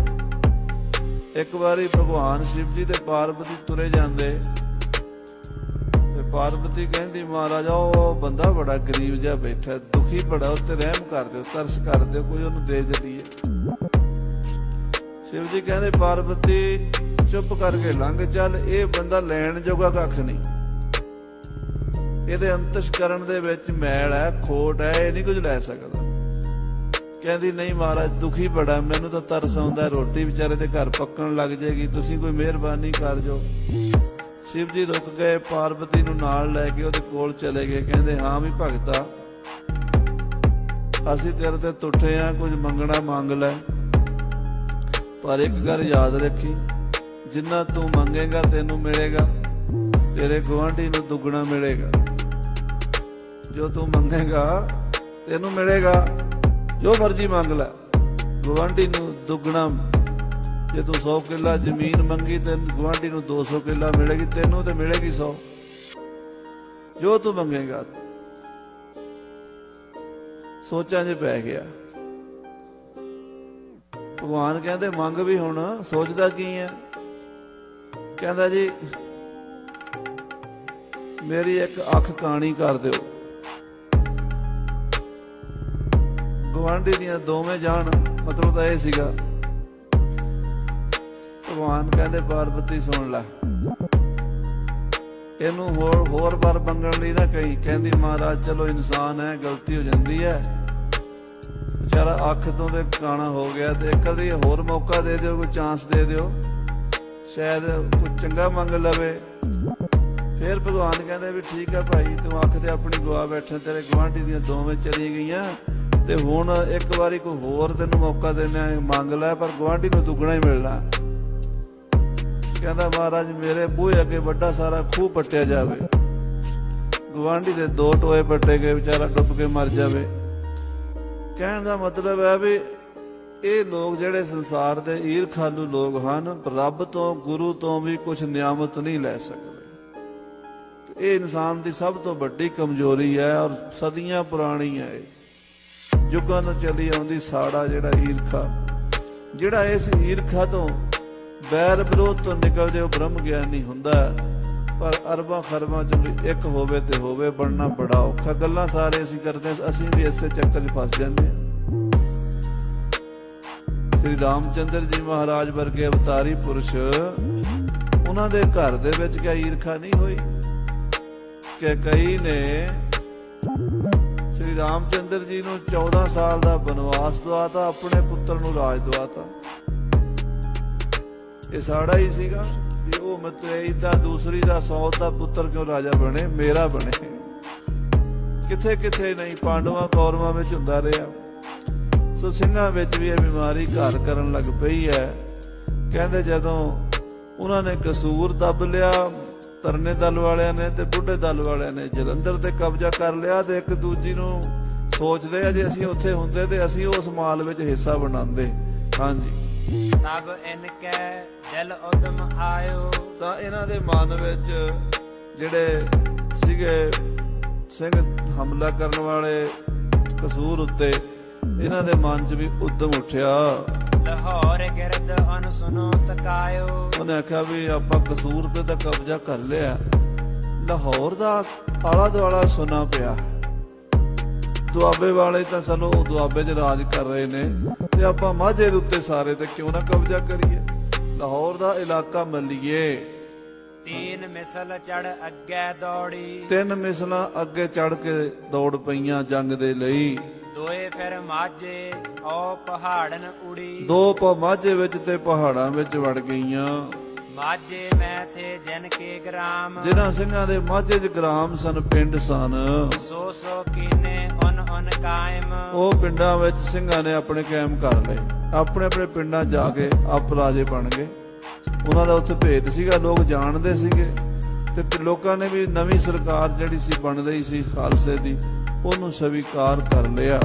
ਦੋਹਰਾ ਨਕਈ ਸੋ ਵਲ ਨੱਕੇ ਤੁਰੇ, ਭੰਗੀ ਪਛਮ ਤੈ ਮੁਲਤਾਨ। ਲਾਹੌਰ ਤੋਂ ਜਿਹੜਾ ਸਾਧ ਸੰਗਤ ਜੀ ਦੱਖਣ ਦਾ ਇਲਾਕਾ ਹੈ, ਇਹਨੂੰ ਨੱਕਾ ਦੇਸ਼ ਕਹਿੰਦੇ ਹਨ। ਰਾਵੀ ਤੇ ਸਤਲੁਜ ਦੇ ਵਿਚਕਾਰ ਦਾ ਜਿਹੜਾ ਇਲਾਕਾ ਲਾਹੌਰ ਤੋਂ ਦੱਖਣ ਵਾਲੇ ਪਾਸੇ ਹੈ, ਦੱਖਣ ਪੱਛਮ ਨੂੰ, ਉਹਨੂੰ ਨੱਕਾ ਦੇਸ਼ ਕਹਿੰਦੇ। ਉੱਥੋਂ ਦੀ ਜਿਹੜੀ ਮਿਸਲ ਸੀ ਕਰਮ ਸਿੰਘ ਨੱਕੇ ਦੇਸ਼ ਦੀ, ਨਕਈ, ਉਧਰ ਨੱਕੇ ਦੇਸ਼ ਵਿੱਚ ਨਕਈਆਂ ਨੇ ਆਪਣਾ ਇਲਾਕਾ ਮਾਰ ਲਿਆ, ਤੇ ਪੱਛਮ ਤੇ ਮੁਲਤਾਨ ਵਾਲੇ ਪਾਸੇ ਭੰਗੀਆਂ ਦੀ ਮਿਸਲ ਨੇ ਜਾ ਕੇ ਕਬਜ਼ੇ ਕਰਨੇ ਸ਼ੁਰੂ ਕਰ ਦਿੱਤੇ। ਚੜ ਸਿੰਘ ਲਾਂਬੇ ਸ਼ਾਂਬ ਤੱਕ ਵਿੱਚ ਰੋਕੈ ਥਾਨ, ਚੜ੍ਹਤ ਸਿੰਘ ਜਿਹੜਾ ਦਾਦਾ ਸੀ ਮਹਾਰਾਜੇ ਰਣਜੀਤ ਸਿੰਘ ਦਾ, ਉਹ ਹੱਲੇ ਕਰਕੇ ਕਈ ਛੋਟੇ ਛੋਟੇ ਤੁਰਕਾਂ ਦੇ ਠਾਣਿਆਂ ਤੇ ਕਬਜ਼ਾ ਕਰਦਾ ਰਿਹਾ, ਤੇ ਗੁਜਰਾਂ ਵਾਲੇ ਤੇ ਉਹਨੇ ਕਿਲਾ ਕਾਇਮ ਕਰ ਲਿਆ। ਜੋ ਪਈ ਚੜ ਸਿੰਘ ਆਪ ਕਜਾ ਕੀ ਤਾਣ, ਭਾਈ ਸਾਹਿਬ ਰਤਨ ਸਿੰਘ ਲਿਖਦੇ ਆ, ਚੜ ਸਿੰਘ ਆਪ ਕਜਾ ਕੀ ਤਾਣ, ਉਹ ਮੌਤ ਜਿੰਨਾ ਫੁਰਤੀਲਾ ਸੀਗਾ। ਦੁਸ਼ਮਣ ਦੇ ਨਾਲ ਲੜਨਾ, ਲੋਹਾ ਲੈਣਾ, 24 ਘੰਟੇ ਘੋੜੇ ਦੀ ਕਾਠੀ ਤੇ ਬੈਠੇ ਰਹਿਣਾ, ਤੇ ਕੱਲੇ ਨੇ ਕਈਆਂ ਵੱਡੀਆਂ ਵੱਡੀਆਂ ਜੰਗਾਂ ਨੂੰ ਫਤਿਹ ਕੀਤਾ ਸੀ। ਬੜਾ ਬਲੀ ਸੀ ਚੜ੍ਹਤ ਸਿੰਘ। ਹਾਂਜੀ, ਰੋਕਿਓ ਮੁਲਕ ਸੋ ਘੋੜੇ ਖਾਣ, ਉਹਨੇ ਉਹ ਇਲਾਕਾ ਮੱਲਿਆ ਗੁਜਰਾਂ ਵਾਲੇ ਦਾ, ਜਿਹੜਾ ਕਹਿੰਦੇ ਘੋੜਿਆਂ ਦੀ ਖਾਣ ਮੰਨਿਆ ਜਾਂਦਾ, ਜਿੱਥੇ ਚੰਗੇ ਚੰਗੇ ਨਸਲ ਦੇ ਘੋੜੇ ਤੇ ਚੰਗੇ ਚੰਗੇ ਦੁਧਾਰੂ ਪਸ਼ੂ ਪੈਦਾ ਹੁੰਦੇ ਹਨ। ਗੁਜਰਾਵਾਲ ਬਹਾਇਆ ਠਾਣਾ, ਗੁਜਰਾਂ ਵਾਲੇ ਦਾ ਕਿਲੇ ਉੱਤੇ ਚੜ੍ਹਤ ਸਿੰਘ ਨੇ ਠਾਣਾ ਬਹਾ ਲਿਆ ਤੇ ਕਿਲਾ ਉੱਥੇ ਪੱਕਾ ਕੀਤਾ। ਔਰ ਮੁਲਕ ਕਰਿਓ ਲੁੱਟ ਖਾਣਾ। ਉਹਨੇ ਬਾਕੀ ਸਾਰਾ ਮੁਲਕ ਜਿਹੜਾ ਸੀ ਨੇੜੇ ਤੇੜੇ ਤੁਰਕਾਂ ਦਾ ਲੁੱਟਣਾ ਸ਼ੁਰੂ ਕਰ ਦਿੱਤਾ। ਭੰਗੀਆਂ ਮੈਂ ਭਏ ਬਹੁ ਸਰਦਾਰ। ਹੁਣ ਭੰਗੀਆਂ ਦੇ ਵਿੱਚ ਬਹੁਤ ਸਰਦਾਰ ਪੈਦਾ ਹੋ ਗਏ। ਉਹਨਾਂ ਦੀ ਮਿਸਲ ਵੱਡੀ ਸੀਗੀ। ਛੱਜਾ ਸਿੰਘ ਭੰਗੀ, ਹਰੀ ਸਿੰਘ ਭੰਗੀ, ਅੱਗੇ ਉਹਨਾਂ ਦੇ ਜਿਹੜੇ ਚੇਲੇ ਚਬਾਟੇ ਸਾਰੇ ਮੁਖੀ ਬਣ ਗਏ। ਭੰਗੀਆਂ ਦੀ ਮਿਸਲ ਕੋ ਤਾਕਤ ਬਹੁਤ ਸੀ। ਔਰ ਸਾਧ ਸੰਗਤ ਜੀ, ਭੰਗੀਆਂ ਦੀ ਮਿਸਲ ਨਹੀਂ, ਅਹਿਮਦ ਸ਼ਾਹ ਅਬਦਾਲੀ ਕੋਲੋਂ ਤੋਪ ਖੋਈ ਸੀ ਨਾ, ਜਿਹੜੀ ਸਭ ਤੋਂ ਵੱਡੀ ਤੋਪ ਸੀਗੀ, ਜਿਹਦੇ ਚ 1.5 ਮਣ ਦਾ ਗੋਲਾ ਪੈਂਦਾ ਸੀ, 1.5 ਮਣ ਦਾ। ਔਰ ਉਹ ਜਿਹੜੀ ਤੋਪ ਸੀਗੀ ਉਹ ਸਾਧ ਸੰਗਤ ਜੀ 60 ਮਣ ਪਿੱਤਲ ਢਾਲ ਕੇ ਅਬਦਾਲੀ ਨੇ ਬਣਾਈ ਸੀ। ਜਿਹੜਾ ਪੰਜਾਬ ਦੇ ਲੋਕਾਂ ਦੇ ਘਰਾਂ ਚੋਂ ਭਾਂਡੇ ਚੁੱਕ ਕੇ ਨਾ, ਲੋਕਾਂ ਦੇ ਕੋਈ ਕੌਲੀ ਗਲਾਸ ਭਾਂਡਾ ਰਹਿਣ ਨਹੀਂ ਦਿੱਤਾ, ਸਭ ਚੁੱਕ ਕੇ ਤੇ ਉਹ ਢਾਲ ਕੇ ਉਹਦੀ ਤੋਪ ਤਿਆਰ ਕੀਤੀ, ਜਿਹਨੂੰ ਜਮ ਤੋਪ ਦਾ ਨਾਮ ਰੱਖਿਆ ਸੀ, ਜਮ ਤੋਪ। ਉਹ ਜਮ ਤੋਪ ਹਰੀ ਸਿੰਘ ਭੰਗੀ ਨੇ ਅਬਦਾਲੀ ਕੋਲੋਂ ਖੋਹ ਲਈ ਸੀ, ਇਸ ਕਰਕੇ ਉਹਦਾ ਨਾਮ ਪੈ ਗਿਆ ਭੰਗੀਆਂ ਵਾਲੀ ਤੋਪ। ਅੱਜ ਕੱਲ ਉਹ ਲਾਹੌਰ ਦੇ ਕਿਲੇ ਦੇ ਬਾਹਰ ਰੱਖੀ ਦੱਸੀ ਜਾਂਦੀ ਹੈ। ਮਹਾਰਾਜਾ ਰਣਜੀਤ ਸਿੰਘ ਦੇ ਕੋਲ ਰਹੀ ਹੈ ਉਹ ਤੋਪ। ਵੱਡੇ ਵੱਡੇ ਜੰਗ ਉਹਦੇ ਨਾਲ ਰਾਜੇ ਰਣਜੀਤ ਸਿੰਘ ਨੇ ਫਤਿਹ ਕੀਤੇ। ਜਦੋਂ ਉਹ ਤੋਪ ਚੱਲਦੀ ਸੀ ਤੇ ਕਹਿੰਦੇ ਮੀਲਾਂ ਦੇ ਵਿੱਚ ਧਰਤੀ ਤੇ ਧਮਕ ਪੈ ਕੇ ਕਈ ਮੀਲਾਂ ਵਿੱਚ ਗਰਭਵਤੀਆਂ ਦੇ ਗਰਭ ਛਣ ਜਾਂਦੇ ਸੀ, ਇੰਨੀ ਜ਼ਿਆਦਾ ਉਹਦੀ ਧਮਕ ਸੀਗੀ, ਕਿੱਡਾ ਬਲ ਨਾਲ ਉਹ ਚੱਲਦੀ ਸੀ ਤੋਪ। ਮੁਲਤਾਨ ਦਾ ਕਿਲਾ ਜਦੋਂ ਅਕਾਲੀ ਫੂਲਾ ਸਿੰਘ ਫਤਿਹ ਕਰਨ ਗਏ, ਭੰਗੀਆਂ ਵਾਲੀ ਤੋਪ ਨਾਲ ਲੈ ਕੇ ਗਏ ਸਨ। ਤੇ ਜਦੋਂ ਉਹ ਤੋਪ ਦੇ ਫੈਰ 12-13 ਫੈਰ ਨਿਕਲ ਗਏ ਨਾ, ਤੇ ਕਹਿੰਦੇ ਉਹਦਾ ਪਹੀਆ ਟੁੱਟ ਗਿਆ ਸੀਗਾ ਉਹ ਤੋਪ ਦਾ। ਤੇ ਉਧਰੋਂ ਕਿਲਾ ਮੁਲਤਾਨ ਫਤਿਹ ਨਹੀਂ ਸੀ ਹੋ ਰਿਹਾ, ਤੇ ਕਹਿੰਦੇ ਤੋਪਚੀ ਨੇ ਸਲਾਹ ਦਿੱਤੀ ਵੀ ਇਹਦੇ ਥੱਲੇ ਕੋਈ ਮੋਢਾ ਢਾ ਕੇ ਖਲੋਵੇ, ਤੋਪ ਨੂੰ ਚੱਕ ਕੇ ਤੇ ਗੋਲਾ ਚੱਲ ਸਕਦਾ, ਪਰ ਸ਼ਰਤ ਹੈ ਜਦੋਂ ਤੋਪ ਚੱਲੇਗੀ ਜਿਹੜਾ ਮੋਢਾ ਢਾ ਕੇ ਖਲੋਤਾ ਹੋਏਗਾ ਉਹ ਸ਼ਹੀਦ ਹੋ ਜਾਏਗਾ। ਇਹ ਗੱਲ ਇੱਕ ਮੁਸਲਮਾਨ ਲਿਖਾਰੀ ਨੇ ਜਾਂ ਅੰਗਰੇਜ਼ ਲਿਖਾਰੀ ਨੇ ਉਹਨੇ ਅੱਖੀਂ ਵੇਖੀ ਲਿਖੀ ਆ। ਕਹਿੰਦਾ ਮੈਂ ਉੱਥੇ ਦੇਖ ਰਿਹਾ ਸੀਗਾ ਕਿ ਸਿੰਘ ਛਾਲਾਂ ਮਾਰ ਕੇ ਆ ਗਏ, ਕਹਿੰਦੇ ਮੈਂ ਪਹਿਲਾਂ ਮੋਢਾ ਲਾਵਾਂਗਾ, ਦੂਜਾ ਕਹਿੰਦਾ ਮੈਂ ਲਾਵਾਂਗਾ। ਕਹਿੰਦੇ 11-12 ਸਿੰਘ ਸ਼ਹੀਦ ਹੋਏ, 12-13 ਤੋਪਾਂ ਦੇ ਗੋਲੇ ਫੈਰ ਹੋਏ, ਪਰ ਉਹ 12ਵਾਂ-13ਵਾਂ ਗੋਲਾ ਲੱਗਾ, ਕਿਲੇ 'ਚ ਪਾੜ ਪੈ ਗਿਆ ਤੇ ਸਿੰਘ ਅਕਾਲੀ ਫੂਲਾ ਸਿੰਘ ਦੇ ਕਿਲੇ ਦੇ ਅੰਦਰ ਜਾ ਵੜੇ। ਕਹਿਣ ਦਾ ਮਤਲਬ ਹੈ ਕਿ ਉਹ ਤੋਪ ਭੰਗੀਆਂ ਵਾਲੀ ਜਿਹੜੀ ਸੀ ਉਹ ਅਬਦਾਲੀ ਕੋਲੋਂ ਹਰੀ ਸਿੰਘ ਭੰਗੀ ਨੇ ਖੋਈ। ਇਹ ਮਿਸਲ ਸਭ ਤੋਂ ਵੱਡੀ ਪਹਿਲੀ ਜਿਹੜੀ ਮਿਸਲ ਸੀ ਸਿੱਖਾਂ ਦੀ, ਉਹ ਭੰਗੀਆਂ ਦੀ ਮਿਸਲ ਸੀ। ਹਰੀ ਸਿੰਘ ਭੰਗੀ ਤੋਂ ਬਾਅਦ ਉਸ ਮਿਸਲ 'ਚ ਛੋਟੇ ਜਥੇਦਾਰ ਬਹੁਤ ਹੋ ਗਏ। ਹੁਣ ਬਹੁ ਘੇਰਿਓ ਰਾਰ ਔ ਪਾਰ, ਉਹਨਾਂ ਨੇ ਰਾਵੀ ਦਾ ਉਰਲਾ ਤੇ ਪਰਲਾ ਪਾਸਾ ਬਹੁਤ ਘੇਰ ਲਿਆ। ਲਾਹੌਰ ਦੇ ਆਲੇ ਦੁਆਲੇ ਭੰਗੀ ਰੋਜ਼ ਹੀ ਫਤੂਰ ਪਾ ਕੇ ਰੱਖਦੇ ਸਨ ਤੇ ਲਾਹੌਰ ਦੀ ਸਰਕਾਰ ਦੇ ਨੱਕ ਦਮ ਕਰ ਰੱਖਿਆ ਭੰਗੀਆਂ ਨੇ। ਚੜ ਸਿੰਘ ਸੋ ਰਾਖੈ ਖਹੋ ਖਈ, ਫਿਰ ਭੰਗੀਆਂ ਦੀ ਚੜ੍ਹਤ ਸਿੰਘ ਨਾਲ ਖਾਓ ਖਾਈ ਸ਼ੁਰੂ ਹੋ ਗਈ ਇਲਾਕਿਆਂ ਦੇ ਮਾਮਲੇ 'ਚ। ਇਹ ਬਾਅਦ ਦੀਆਂ ਗੱਲਾਂ ਨੇ, ਉਹ ਸ਼ੁਰੂ ਹੋ ਗਈਆਂ ਕਿਉਂਕਿ 1760-62 ਤੋਂ ਬਾਅਦ ਸਿੱਖ ਜਿਹੜੇ ਨੇ ਰਾਜੇ ਬਣਨੇ ਸ਼ੁਰੂ ਹੋਏ ਤੇ ਮਹਾਰਾਜਾ ਰਣਜੀਤ ਸਿੰਘ ਦਾ ਜਨਮ ਹੋ ਕੇ 1780 ਦੇ ਵਿੱਚ ਹੋਇਆ। ਉਸ ਤੋਂ ਪਹਿਲਾਂ ਜਿਹੜੇ 15-16 ਸਾਲ ਨਾ ਮਿਸਲਾਂ ਦਾ ਆਪਸ ਵਿੱਚ ਬਹੁਤ ਜੰਗ ਜੁੱਧ ਹੁੰਦਾ ਰਿਹਾ। ਚੜ੍ਹਤ ਸਿੰਘ ਨਾਲ ਭੰਗੀਆਂ ਦੀ ਖਾਓ ਖਾਈ ਸ਼ੁਰੂ ਹੋ ਗਈ, ਲੜਾਈ ਆਪਸ ਵਿੱਚ ਸਿੱਖਾਂ ਦੀ। ਚੜ੍ਹ ਸਿੰਘ ਅਨਸੋ ਘੁਲਤ ਬਤਈ, ਸਾਰੀ ਉਮਰ ਚੜ੍ਹ ਸਿੰਘ ਦੀ ਭੰਗੀਆਂ ਨਾਲ ਘੁਲਦਿਆਂ ਬੀਤ ਗਈ। ਦੋਹਰਾ ਕਸੂਰ ਲੁੱਟੀ ਬਸੰਬਰ ਕੁਟਾ, ਲੱਭਿਓ ਸਿੰਘਨ ਵੱਡ ਮਾਲ। ਸੋ ਇੱਕ ਪਾਸੇ ਤਾਂ ਖਾਲਸੇ ਦੇ ਅੱਧੇ ਦਲ ਨੇ ਕਸੂਰ ਤੇ ਮਾਝੇ ਤੇ ਕਬਜ਼ਾ ਕਰ ਲਿਆ, ਤੇ ਅੱਧਾ ਦਲ ਜਿਹੜਾ ਸੀ ਬੁੱਢਾ ਦਲ, ਉਹਦੀਆਂ ਮਿਸਲਾਂ ਨੇ ਦੁਆਬਾ, ਜਲੰਧਰ, ਹੁਸ਼ਿਆਰਪੁਰ, ਕਪੂਰਥਲਾ, ਫਗਵਾੜਾ, ਇਹ ਸਾਰੇ ਇਲਾਕੇ ਤੇ ਕਬਜ਼ਾ ਕਰ ਲਿਆ। ਹਾਂਜੀ। ਬਹੁ ਖਾਲਸੋ ਫਿਰ ਬੋ ਭਇਓ, ਤੁਰਕਨ ਭਇਓ ਬਰਹਾਲ। ਸਾਰੇ ਪਾਸੇ ਸਿੰਘਾਂ ਦੀ ਅਕਾਲ ਗੂੰਜਣ ਲੱਗ ਪਈ। ਪਿੰਡਾਂ ਦੇ ਵਿੱਚ ਥਾਂ ਥਾਂ ਤੇ ਇੱਕ ਸਰਦਾਰ ਹੀ ਸਿੱਖ ਜਾ ਕੇ ਕਬਜ਼ਾ ਕਰਕੇ ਬਹਿ ਗਿਆ, ਤੇ ਪਿੰਡਾਂ ਦੇ ਲੋਕਾਂ ਨੂੰ ਹੀ ਫੌਜ ਬਣਾ ਕੇ ਕਿਸੇ ਨੂੰ 10 ਰੁਪਏ ਮਹੀਨਾ, ਕਿਸੇ ਨੂੰ 20 ਰੁਪਏ ਮਹੀਨਾ ਤਨਖਾਹ ਦੇਣੀ ਤੇ ਫੌਜ ਭਰਤੀ ਕਰ ਲੈਣੀ। ਉਹ ਜਿਹੜੀ ਫੌਜ ਸਰਕਾਰ ਦੀ ਹੁੰਦੀ ਸੀ ਕਦੀ, ਅੱਜ ਉਹ ਸਿੱਖਾਂ ਕੋਲ ਆ ਕੇ ਭਰਤੀ ਹੋਣ ਲੱਗ ਪਏ ਲੋਕ, ਕਿਉਂਕਿ ਲੋਕਾਂ ਨੂੰ ਤਾਂ ਰੋਟੀ ਚਾਹੀਦੀ ਹੈ, ਤਨਖਾਹ ਚਾਹੀਦੀ ਹੈ। ਉਹ ਹਿੰਦੂ ਮੁਸਲਮਾਨ ਸਿਪਾਹੀ ਵੀ ਸਿੱਖ ਫੌਜ ਵਿੱਚ ਸ਼ਾਮਲ ਹੋ ਗਏ। ਤੁਰਕਾਂ ਦਾ ਬੁਰਾ ਹਾਲ ਹੋ ਗਿਆ। ਤੁਰਕਾਂ ਦਾ ਜਿਹੜਾ ਕੋਈ ਟਿਕਾਣਾ ਨਾ ਰਿਹਾ। ਵੱਡੇ 3 ਟਿਕਾਣੇ ਸੀਗੇ, ਕਸੂਰ, ਜਲੰਧਰ ਤੇ ਲਾਹੌਰ। ਕਸੂਰ ਤੇ ਜਲੰਧਰ ਤੇ ਸਿੱਖਾਂ ਦਾ ਸਿੱਧਾ ਕਬਜ਼ਾ ਹੋ ਗਿਆ ਤੇ ਲਾਹੌਰ ਦੇ ਆਲੇ ਦੁਆਲੇ ਸਿੱਖਾਂ ਨੇ ਉਂਝ ਇਲਾਕਾ ਸਾਰਾ ਉਗਰਾ ਲਿਆ। ਜਿਹੜੇ ਲਾਹੌਰ ਦੇ ਵਿੱਚ ਰਹਿ ਗਏ ਸਰਦਾਰ ਤੁਰਕਾਂ ਦੇ, ਉਹਨਾਂ ਨੂੰ ਰੋਟੀ ਖਾਣੀ ਵੀ ਮੁਹਾਲ ਹੋ ਗਈ। ਚੌਪਈ ਬਹੁਤ ਸ਼ੋਰ ਸਿੰਘਨ ਕੋ ਭਇਓ। ਉਸ ਸਮੇਂ ਖਾਲਸੇ ਦਾ ਬੜਾ ਬੋਲਬਾਲਾ ਹੋ ਗਿਆ। ਸਭ ਥਾਂ ਤੇ ਅਕਾਲ ਹੀ ਅਕਾਲ ਦੇ ਜਕਾਰੇ ਗੂੰਜਣ ਲੱਗ ਪਏ। ਤਰਫ ਚਾਰ ਦੁਸ਼ਟਨ ਗਮ ਪਇਓ। ਤੁਰਕਾਂ ਨੂੰ ਚਾਰੇ ਪਾਸੇ ਗਮ ਪੈ ਗਿਆ ਕਿ ਹੁਣ ਕੀ ਬਣੇਗਾ। ਸਾਡਾ ਸਦੀਆਂ ਦਾ ਰਾਜ, ਇਹ ਥੋੜੇ ਜਿਹੇ ਮੁੱਠੀ ਭਰ ਸਿੱਖ ਪੈਦਾ ਹੋ ਕੇ ਖੋ ਰਹੇ ਨੇ, ਹੁਣ ਅਸੀਂ ਕੀ ਕਰੀਏ। ਲਾਹੌਰ ਮਾਹੇ ਜੋ ਤੁਰਕ ਫੌਜਦਾਰ। ਜਿਹੜਾ ਲਾਹੌਰ ਦੇ ਵਿੱਚ ਤੁਰਕਾਂ ਦਾ ਫੌਜਦਾਰ ਬੈਠਾ ਸੀ, ਖਰਚ ਬਿਨਾ ਸੋ ਭਇਓ ਲਾਚਾਰ। ਉਹਨੂੰ ਰੋਟੀ ਲੱਭਣੀ ਔਖੀ ਹੋ ਗਈ, ਖਰਚੇ ਤੋਂ ਔਖਾ ਹੋ ਗਿਆ। ਕਿਉਂਕਿ ਖਰਚਾ ਤਾਂ ਸਰਕਾਰ ਦਾ ਚੱਲਦਾ ਲੋਕਾਂ ਦੇ ਸਿਰ ਤੋਂ, ਟੈਕਸ ਦੇ ਸਿਰ ਤੋਂ। ਟੈਕਸ ਸਿੱਖਾਂ ਨੇ ਆਪ ਉਗਰਾਣਾ ਸ਼ੁਰੂ ਕਰਤਾ ਤੇ ਸਰਕਾਰ ਕੋਲ ਕੁਝ ਨਹੀਂ ਬਚਦਾ, ਪਹੁੰਚਦਾ ਹੀ ਨਹੀਂ ਕੁਝ। ਜਿਹੜੇ ਉਹਨਾਂ ਦੇ ਖਜ਼ਾਨੇ ਸਨ ਉਹ ਖਾਲੀ ਹੋਣ ਲੱਗੇ। ਲੱਗੇ ਲਾਹੌਰ ਕੋਲ ਲੁੱਟ ਲੁੱਟ ਖਾਣ। ਸਿੰਘ ਲਾਹੌਰ ਦੇ ਕੋਲ ਜਾ ਜਾ ਕੇ ਡਾਕੇ ਮਾਰਨ ਲੱਗੇ। ਇੱਕ ਵਾਰੀ ਤਾਂ ਜੱਸਾ ਸਿੰਘ ਆਹਲੂਵਾਲੀਆ ਲਾਹੌਰ ਦੇ ਬਾਜ਼ਾਰ ਦੇ ਵਿੱਚੋਂ ਜਾ ਕੇ ਹੱਲਾ ਮਾਰ ਕੇ ਆਇਆ ਸੀਗਾ। ਏਦਾਂ ਸਿੰਘ ਜਿਹੜੇ ਲਾਹੌਰ ਦਾ ਆਲਾ ਦੁਆਲਾ ਸਾਰਾ ਕਬਜ਼ੇ ਕਰਨ ਲੱਗੇ।